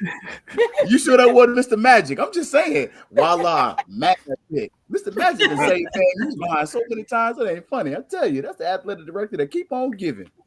I'm gonna say this, and I'm being serious when I say this. I, at every point, expected her to not do what needed to be done. And when we raised enough hell, she did what needed to be done. Now, I don't know who pulled the trigger, actually. She put the statement out there. So I'm going to give the quarterback the credit of what needed to be done. Yes, as a Seminole. The quarterback or the owner? She's the stakeholder. She owned that problem. That's Jerry Jones. So I'm a Cowboy fan. Listen, I when she made the speech, I was waiting. It wasn't terrible. I set the bar real low. But it couldn't be. Y'all got to understand, I lost eyebrows. I can't lose no more eyebrows. Hey, Troy, you live in Tampa, right? You live in Tampa, right? Yep. Yeah. You know what you sound like? That's like giving Brad Johnson the credit for Tampa Bay winning that Super Bowl. Oh, snap. Wow. Oh, snap. Oh, my God. Trent Dilfer. Okay. I'm sorry, Trent Dilfer. Who was the 1-1 with no? It was Brad. It was Brad. You can apply to both of them. Brad Johnson, the kudos for winning that Super Bowl. I'm just, hey, man, listen, I got to keep it 100. I ain't got no problem. You know you my guy. But, bro, listen, a blind man had to make that decision. You didn't need to be no president with no JD to understand that had to happen. I'm just trying to say, the thing would have been worse if she didn't do it. Not because it was already known that she had to do it. Low hanging fruit. I'm with you, Troy. Like, listen, y'all know me. I scream NIL till I'm blue in the face. She got in a BOT meeting and said the words that nobody else would say. And the dude from St. Pete who did not want to say those words are now saying those words. Marva gonna be my underdog. I'm sorry. I'll be the bad guy. Powerful stuff there. All right, Steve, what you got? I don't know what I got after that, boy. Tough follow. Okay, I'm gonna. But let me say something. Troy's my guy, so I'm just joking. That's really I don't because people take stuff out of context. I'm really just messing with you, semi. But my underdog, who I thought really could, and I had high hopes for, was Big Play Wilch, because you saw the ability that if he would have caught the ball a little bit more, and then been gotten the offense, I thought there was opportunities where this kid would have been like X-Man, K-Dot, you know what I'm saying, Marcus Riley. I really thought that he was going to, even gas it, you know what I mean? And it just never got a chance because our offense, because we would check down Charlie or we wasn't making plays throwing the ball down the field because we don't throw him 3 yards. But this kid was in one-on-ones all the time, and he was whooping people and never even got the ball to him. So that was my underdog. I hated to see that talent not being utilized, and even Gassett to a point where you just saw these guys with this incredible ability where we're talking other than Jack State, and I guess I'll give Alabama State, that had semi-okay defensive backs where we should have just been running past these guys. We were running past these guys against Valley, and we weren't throwing the ball to them where they should have 2 or 3 more touchdowns. But Bethune-Cookman, who had the worst defensive back rating, I don't think people understand that. They were rated the lowest defensive backfield. And those guys should have been running past. Good stuff. Tashay. Well, unlike the other categories, this one is probably the easiest for me. I have many in this category, and that's sad because it speaks to the fact that I think that coaching didn't get these guys where they, should have been and could have been. So I'm gonna shout out, pretty much all of them. I'm gonna start with Miles Campbell. He didn't have enough targets this season. I'm going to also go with Baby Burris. There were a lot of times where he was hot and we did not, I feel like we should. I'm going to also go with 4 and 5. Justice Cross on defense and what's my other guy? Ryan Norris. That combo lethal. I didn't see it out there enough. So those are my underdogs is Miles Campbell, Baby Burris, Justice, and Norris. That's a good list there, Tashay. That's some good stuff. Keith. I'm gonna go with 2. One, he's a Seminole. Goldie. I did not think we got the most out of Goldie. Thanks. The other one is a Tallahassee kid. He's in the portal. He actually was on the honor roll, so you need to bring his ass back. Andrew Ritter. Andrew Ritter, I understand. He's in the portal. But Andrew Ritter had that Nayron type of Rattler spirit about him. Yeah. Like he had that, you saw where even when we were getting our butts handed to us, he was wanting to be on the field. Like he wanted to be a part of the game. And he had that physical FU about him that you need from a tight end / fullback. And I don't think we got the most out of our tight ends in general, Campbell, Ritter, or any of them, but especially that guy, because he brings a little what for, as they say on the Jeff Cameron show, to the game that I really think I would love to have next year. And if he can keep them books like that is, he also brings some GPA to your APR that you're going to need. I like that. Look at Keith thinking outside the box. JP, what you got? So for me, I gotta go with like how Tashay said, I gotta go with Ahmad Burris.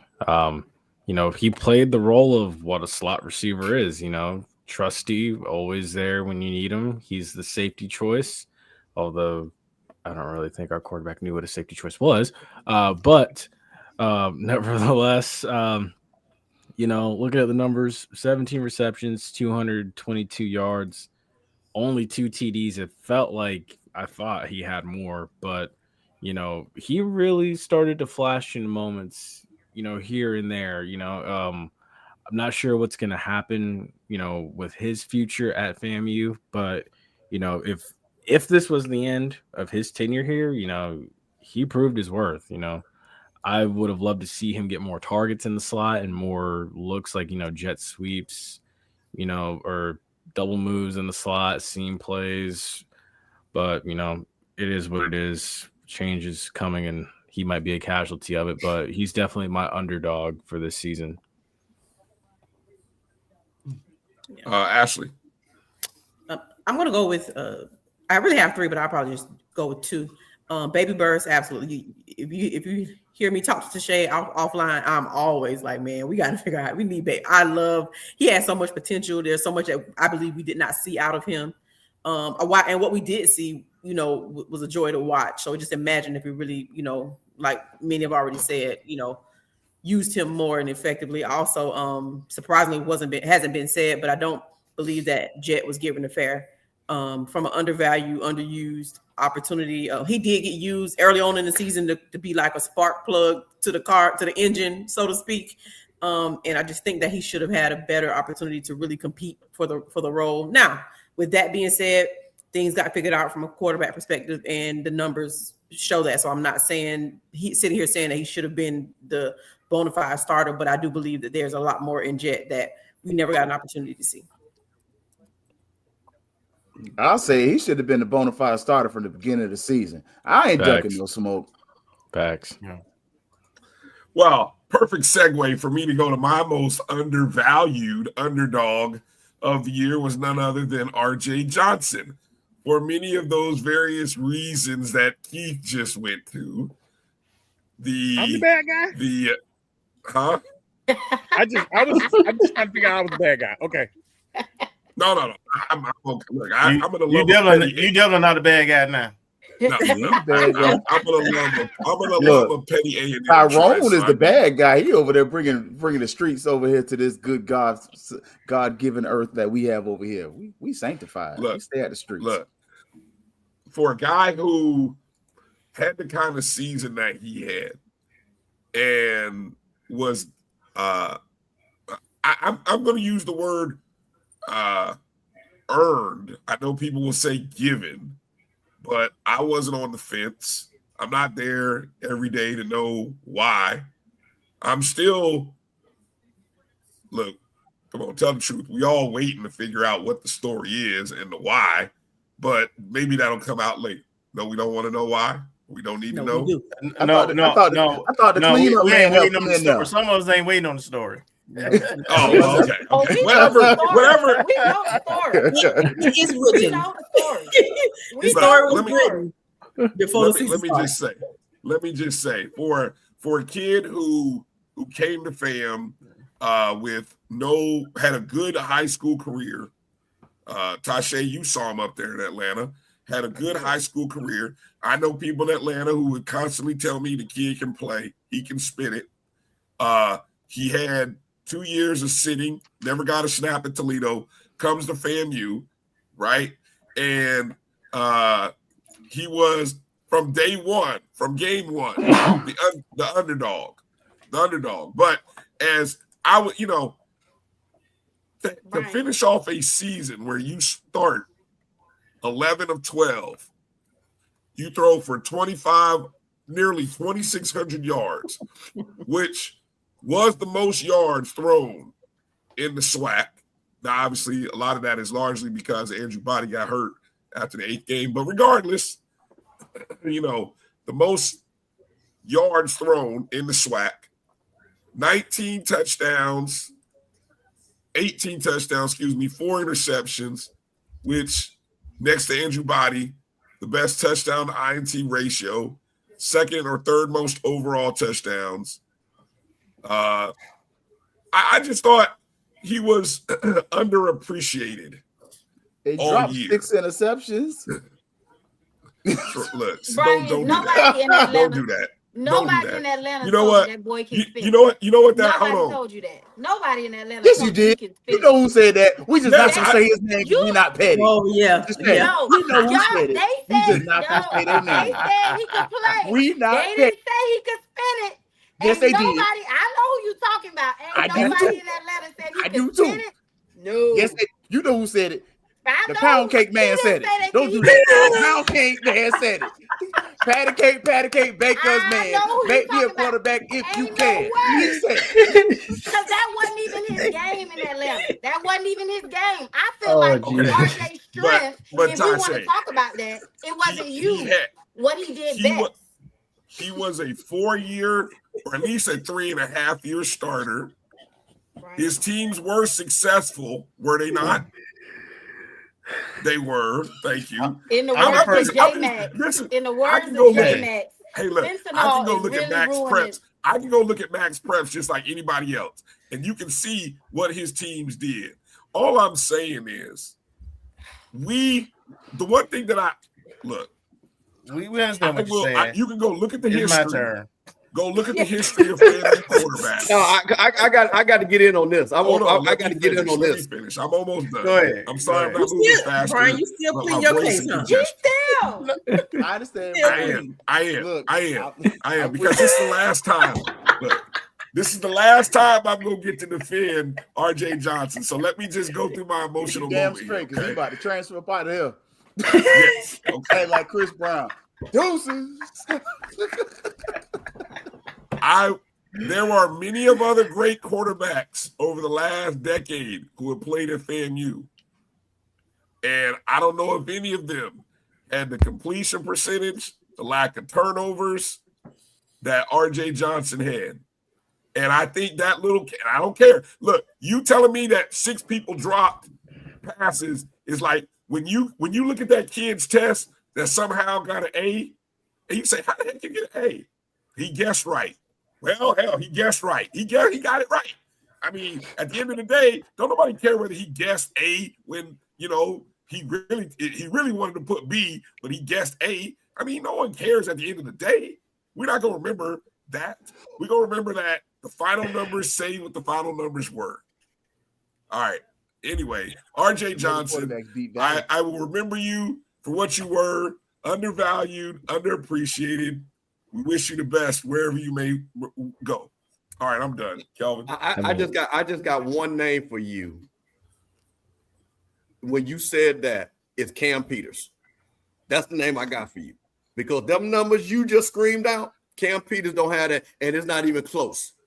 It's not even close. And if you look at their Prairie View's offense, not their defense, and their offense, I would dare, and I promise you, I get 5 coaches on to say we had just as many offensive playmakers as Prairie View did, if not even better at the running back position. Cam Peters has a better team on the other side of the ball. No. But that offense also scored 30-something points against that offense scored 30-something points. While offense couldn't. How many we scored against Alabama State?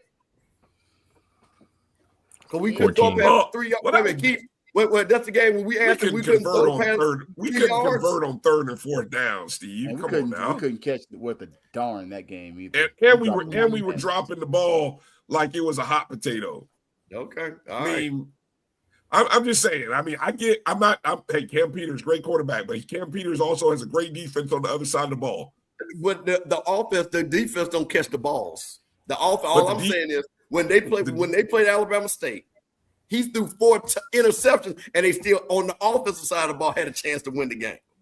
Offensively, that's all I'm saying. What his record is, and what RJ record is? You talking about stats? That's all I'm saying. RJ is 5 and 6. But let me just let me say this because Brian, I might be on the hill with you when I say who one of mine. I got 2. He was a leader. Go ahead. Oh no. Yeah. So the underdog for me, one underdog player for me that I'm going with. I think I'm gonna go with Ritter. He should have had a bigger role when he was called upon offensively. He produced. What a lot of people don't realize, he was on every special teams you can name. and he was an awesome teammate. He didn't pout. He didn't complain. Just when he got his opportunities, he made the most of his opportunities. He made quite a few nice tackles on special teams. The couple of games we actually threw the ball to him, and he made the play and got us an important first down. And then he took a bullet at the end of the season because he was truthful. Because he told the daggum truth. Hello. So Ritter's one of my underappreciated. Now this next one, it might be a little controversial because it kind of ties where Brian's trying to go, but from a different angle. The other underappreciated or underdog for me is Coach Burrs. Yes. Okay. And I'm explaining it though. There's a reason for this. He was put in almost an impossible situation, right? Where he had to manufacture an offense for a quarterback that he didn't recruit. Hold up, somebody. Say it for the people in the back. And not only did he not recruit him, but that wasn't the guy he wanted to start. That ain't when he built his offense and what he was trying to get the offense to do. It was not built for RJ's skill sets, just to be frank. Nope. And the part of the reason our offense looked so bad and struggled early, and then when you got to see Jet, you saw the difference, and you saw why that was true. Because when the limited action Jet came in, the offense play calling was a lot different than it was because you had to manage RJ.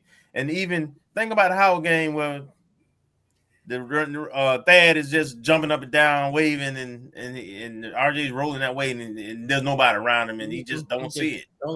He just don't see it. I mean, that happened every game, right? At least once or twice. Yep. So the way that Coach Burrs managed this team and the growth you saw with RJ and the offense, the receivers dropping passes, that ain't on him. He was calling some pretty decent plays when we really think about it. They were open. The receivers were open. They were open. But the execution was horrible. Yes. And I would tell you, part of the receivers' fault and part of the reason some of the quarterbacking looked like it did also was not only did the quarterbacks may have, particularly RJ, may have just misreads and didn't see things, but more importantly, the receivers didn't know the route trees. I agree. They weren't running the right routes. Mm-hmm. So yes, us didn't know plays. So okay. We saw that at FAU, Brian. Yeah. So Burris is my underappreciated coach. Remember? Yeah. Well said. Well said. All right. Well, it's been a good show thus far. And as we get ready to close out the show and close out our segment, it's never too early for way too early predictions for 2026. Obviously, we are what we are. We are where we are. So let's go around the horn and let's close it up with our way too early projections for 2026. And as Tasha reminded us, let's remember where we were, about 5 months ago and what we were thinking. So step lightly because this is on wax. Step lightly. Go ahead, Ashley. Whew. Hey, you got me going first. So I have, what are we saying? A way too early prediction? Yeah. I feel like this should be a me versus me coming season. You know, like you're gonna have some competition. Of course, we're gonna play somebody, and that's what it is gonna be, whoever they are. But in the spirit of a me versus me, be better than who I was, I think we will retire the Tucker Hall defense moniker. Tucker Hall. Don't disrespect my Hall like that. Don't do that. You know we got them. You know want them because he needs to back in our day, back to the dark cloud. Yeah, as you're aware, There was a lot of giving up in Tucker Hall. Yeah, you I'm been not saying we're gonna be the dark cloud. So when you get ready to make I don't know what not time saying in Tucker Hall. I was about to ask. That's what my question was. Well, I said, why the social studies department? Why we catch smoke like that? Yeah. Well, There that was was some FBI. studying going on. Wow, Tucker sweet Hall Jesus. defense. Holy cow. We went from the dark cloud defense to the always. Anyway, JP. Doorknob defense. We went from the dark cloud defense to the Swiss cheese defense. So, and this is our way too early prediction for 2026. Yeah, I know, folks. I know we don't even have a coach, but that's all right though. We have confidence, and some of y'all have a belief in who the coach is going to be. So let's just go ahead and ride with it. So I mean, well, for my way too early prediction is again, first, I need to see where we are at with a coach. I know a lot of people are going to say, how dare I not pick us to be HBC national champions and in the Celebration Bowl and stuff year one? How dare I? Right now, I say with a first year coach, I feel like 7-5 is realistic. I feel like, I think that offense takes time. Defense is something that you can just like mash together usually. So that being said, I would like for that 7-5 to be a gradual progression as the season goes along. I feel like depending on who you get and how they go about recruiting, you may see a few roadblocks here and there to start the year off. But unlike this year where it just seemed like, we just stayed in one gear the whole year, I feel like about depending on whenever homecoming is, that's where you start to see this team kind of hit their stride and kind of progressively get better and better and better. So, I think 7 wins is realistic with a new coach. It's a lot better than where I figured we'd be if, MLK, the umpire, and Jamarcus Russell had come back. But I do think that this year, I think we could be a 7-win team. And I feel like, 9 is my ceiling. If you can kind of win some games you're not supposed to win, but I don't think that puts you in position to win the SWAC East. I feel like that's probably like a nice building year for year one. Okay. All right, Keith. Way too early prediction for 2026. And Brian, no, I had the smoke ready. I ain't gonna lie. I already had the smoke ready. I see you. Is that what that is? That's definitely what that is. Won't duck no smoke. 7-5, man. And I was there. I think a new coach, especially the coach that we are all talking about, is 2 games better than the current administration, at least in the first year. I could easily see this team potentially winning 8 games, but only problem is when I look at future schedules, I only see the University of Miami. And then I do know we play the other teams we do play. I know we've talked about South Carolina State. I don't know if a new coach is able to upset South Carolina State depending on the time of the season you get them. But I think, honestly, with the right quarterback, especially, I'll call a spade, if it is the person we think it should be, and they get their quarterback or Jet Petty as an option, I think you can defeat South Carolina State. And I think I would be very unsurprised to see this team finish second place in the SWAC next year. I'm not ducking smoke. And I'm not saying you're going to win it all, but I think if you hired Quinn Gray or the person that's singing about how great Atlanta is because he's trying to get there for the Celebration Bowl and Searsucker, that both of them could win this conference in the first year, but I'm just not so bold to say they will win it. But if either one of them came to this university, y'all gonna hate FAMU. And it's because we talk so much trash. And we're gonna be honest and we're gonna be truth about it. Well said. Tache. Yeah, so I guess my prediction is that being realistic, seeing all of our exits in the portal, what we have left on the team, my bold prediction is that Rattlers are going to have some patience. I think that next season, whomever is there, whomever comes, I think that Rattler Nation is going to have to have some patience.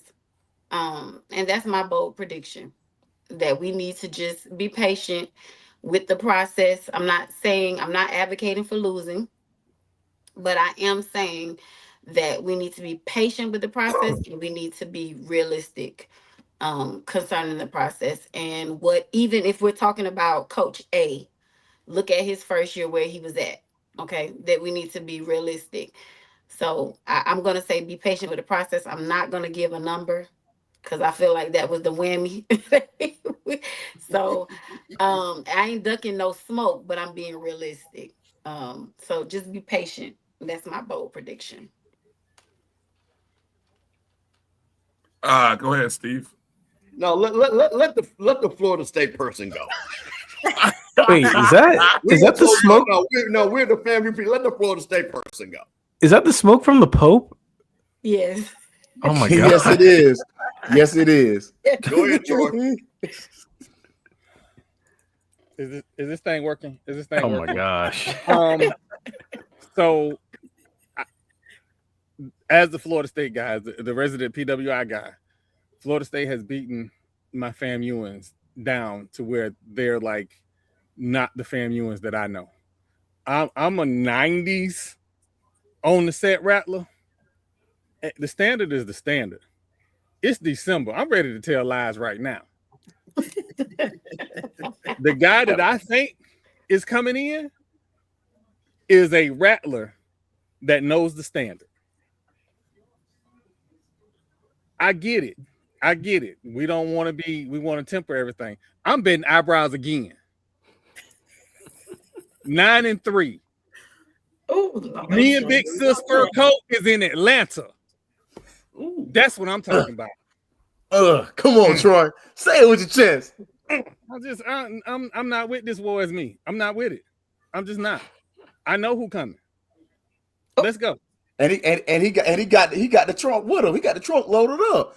Y'all ain't seen all the boys from Albany saying, "Oh yeah, look back at Georgia. That was nice." But look, come on, man, go cross that. A lot of them boys in the transfer portal, I see.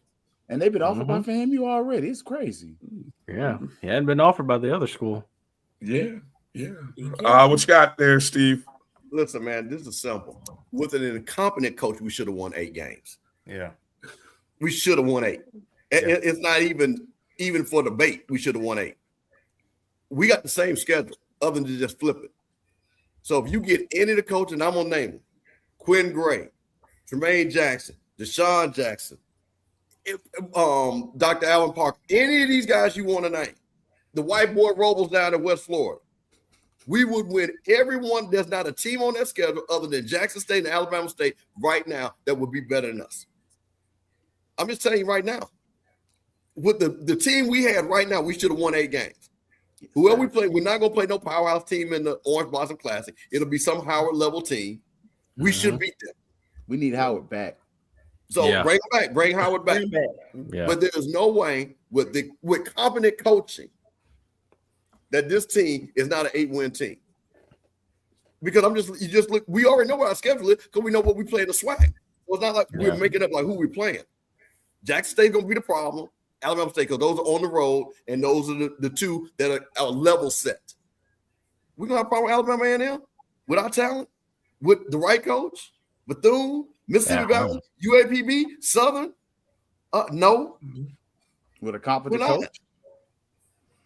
So, again, all those games, all them people with Southern, Tasha was down there. Oh, we're going to beat y'all. And we still beat y'all behind. Well, I tell you I'm saying, FAMU ain't worried about them folks. FAMU A&M Baton Rouge look real nice, don't it? So that's what I'm saying. So with that being said, 5 and 7, I just got to say this. For all the North Carolina A&T people, they coming in there talking about how we select coaches. Bruh, Cozy won more games than y'all have won the last 4 years. That lets you know what our standard is compared to yours. Until you beat your rivals who call you that school down the street, don't say nothing to FAMU. Well, A&T is 1-8 against HBCUs. So don't talk about our coaches, because even our worst coaches did better than y'all against HBCUs. So I'm just saying, to me, I'm with Troy on this.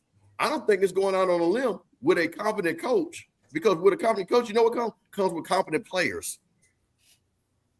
And that's what FAMU needs. So I'm going 8. I'm going 8-4.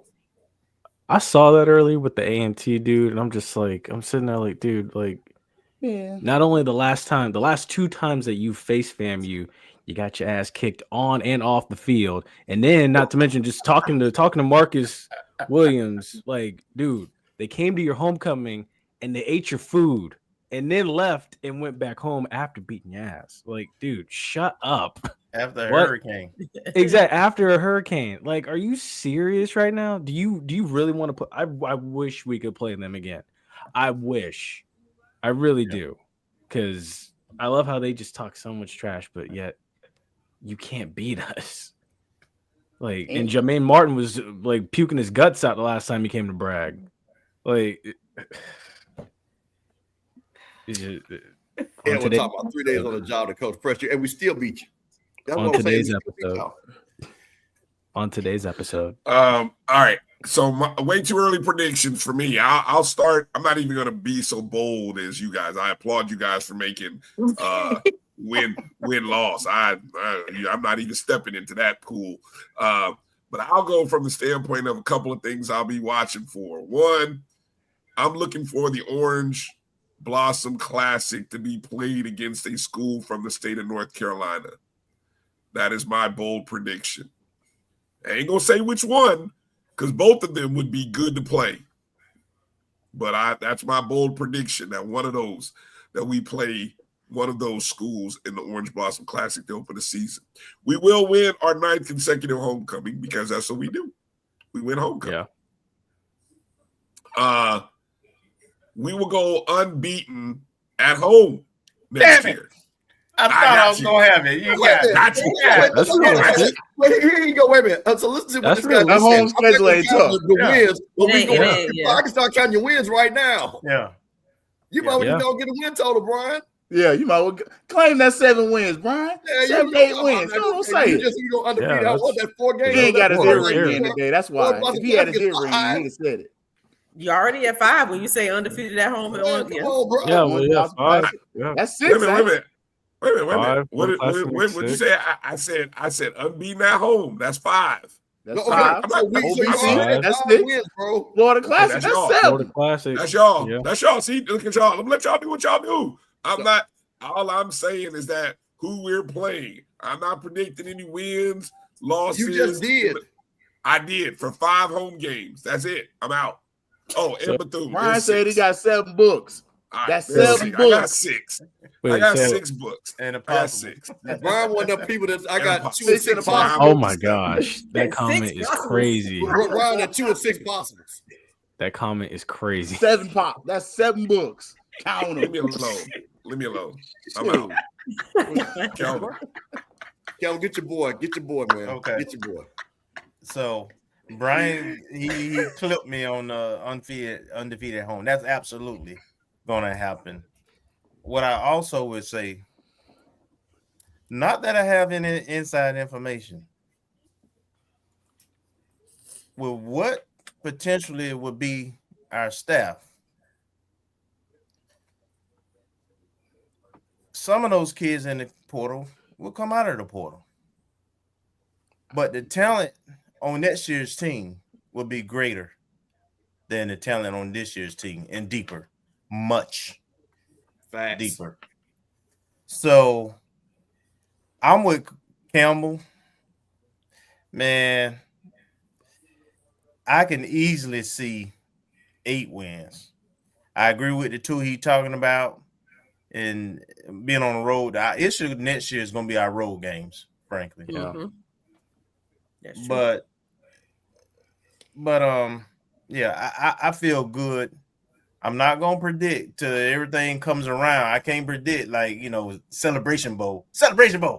But what I will say though is that I can definitely see us winning 8, and I'm going out on it really ain't much of a limb, but Valley, they're gonna get it. They're gonna get a 60-70 piece. With interest. They're gonna get that 67 piece. Can I make a wanted poster with their name on it? Yes, absolutely. That should be on the interview card. How much cowbell? She ain't got a belt. She got a cowbell. That's some stuff. That wanted poster that needs to be hung up all over campus around the lockers, around the locker room. I'm saying, I need that get back, boys. Catch them in the cut. Cowbells, canes. Look at y'all, boy. Y'all. I was gonna say, don't play. I'll get started in that on one of those. Ruggish Avengers down here. But I think one of the things when we're looking at this, Brian, before we get up out of here, is these other schools are losing stuff too. Jackson State's lost a lot of their roster. Yeah. Alabama State doesn't know if they're going to have their quarterback back next year. And let's be honest, with the numbers we already hearing that's going to be thrown at him, good luck. Yeah. Well, I mean, welcome to college football in the new era, the NIL era, where let's just hope we got our house in order by the end of December, so that when the portal does open, that we can take advantage, because I have a feeling we'll be going into spring with probably about 40 new players easily, right? Well, we got 30 of them that pretty much got to leave. So we about 40 that's gonna graduate. Right. Yeah. So APR might look better than we think it is while we've been talking about it. That's the big question that we'll wait to see. What will our APR look like? Yeah.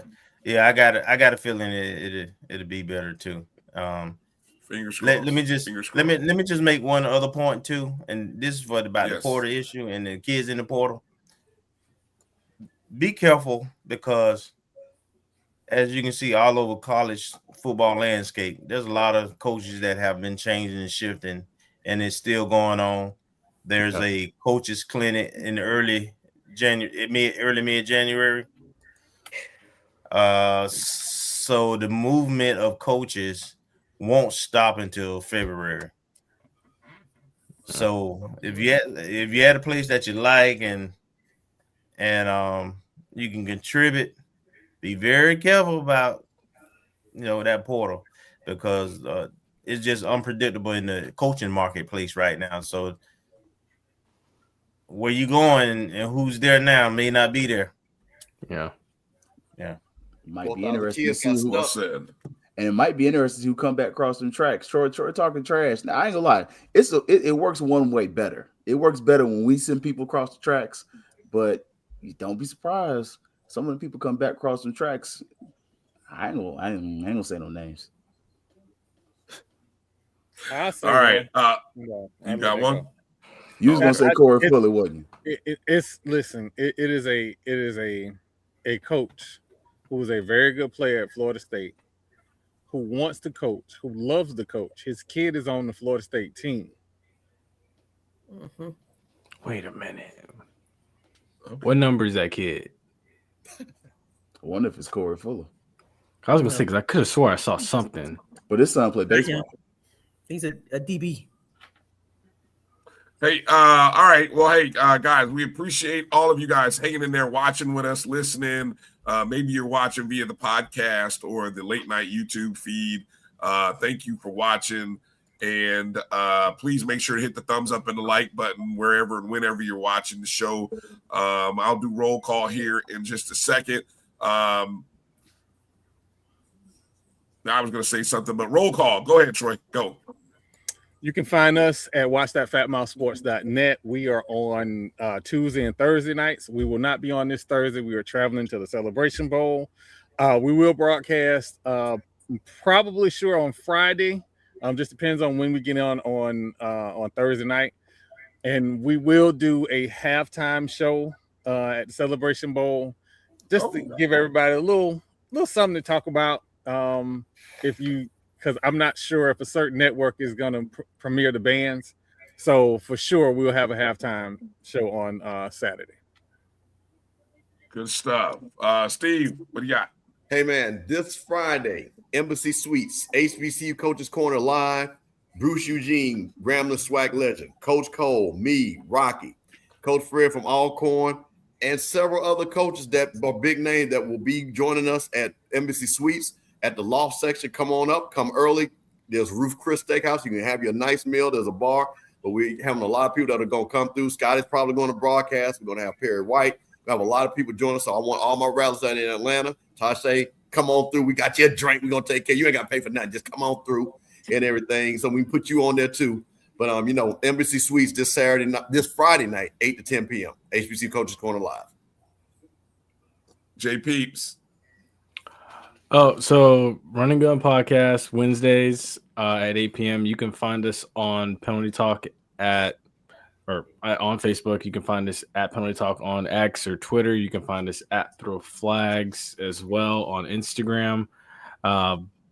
Tonight, I believe, before I left, we were discussing, playoff formats and everything like that. No countdown to kickoff this weekend because, quite frankly, I have no dog in this fight. I'm hoping for a good game. Let them tear each other up and may the best team win. But as you know, again, no Rattler Roundup podcasts until Bishop says that we're coming back. But yeah, just stay tuned in. Keith.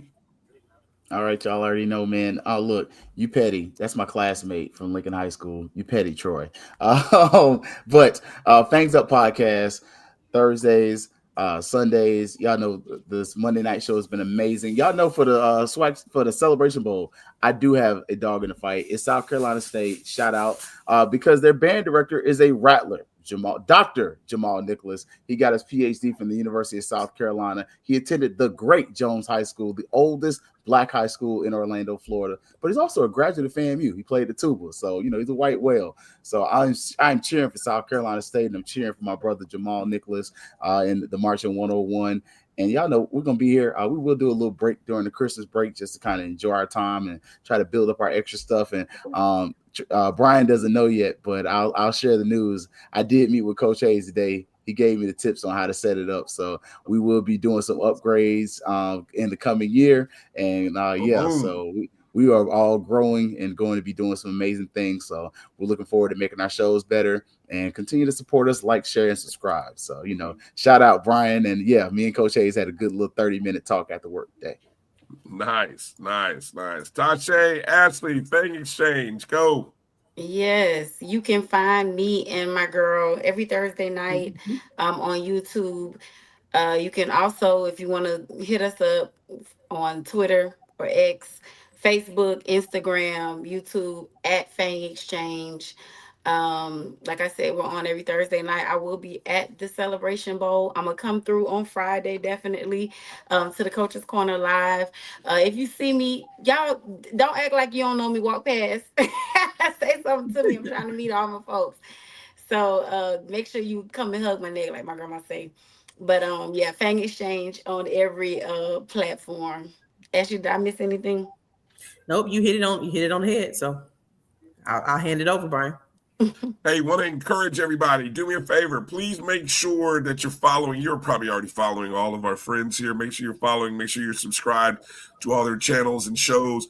And if you are in Atlanta, please make sure you attend the Red Lobster Band of the Year competition, the Marching 100 versus the Human Jukebox for the Division I title. And then there's a Division II title, Miles College versus Fayetteville State. The two defending champs will be FAMU and Miles on the different divisions. Will be battling to see can they repeat as champions. It starts at 7 o'clock in the Georgia Dome. If you can't make it, you can watch it on TV. The Celebration Bowl. If you're in Atlanta, go to the game. Wear your FAMU gear because it's like the Super Bowl. The Celebration Bowl is like the Super Bowl. So we'll all be swag on Saturday. No shade. All swag love. We got to root for the conference. South Carolina State, Jamal Nicholas. I'm pulling for you, my boy. Bulldogs by 20. Mute Keith. But anyway, more importantly, regardless of who you're rooting for, make sure you're watching. The eyes matter. Whether you're on your phone, your tablet, your computer, your TV, your streaming app, whatever, make sure you're turned in. Celebration Bowl, noon Eastern, 11 Central on ABC, ESPN. Make sure to watch it. Prairie View versus South Carolina State. And that'll do it, man. What a show. Thank you guys for sticking in with us tonight. We hope you got something good out of it. and hopefully you are charged up and ready for the new 2026 year. As soon as we get a coach, we'll be on the air talking about it somehow, some way. Don't know who it'll be, but somebody will be on talking about it, because that's what we do. Everything is all about FAMU and the FAMU League. So for Marcus Green, who was on the show, for Kelvin Roser, for Ashley, Tashay, Keith, Jay Peeps, Mr. Campbell, and Troy, I'm Brian Fulford.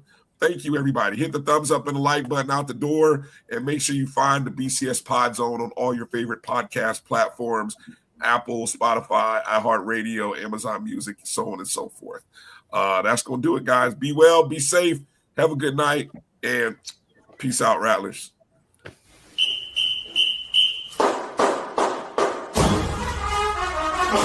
Wow.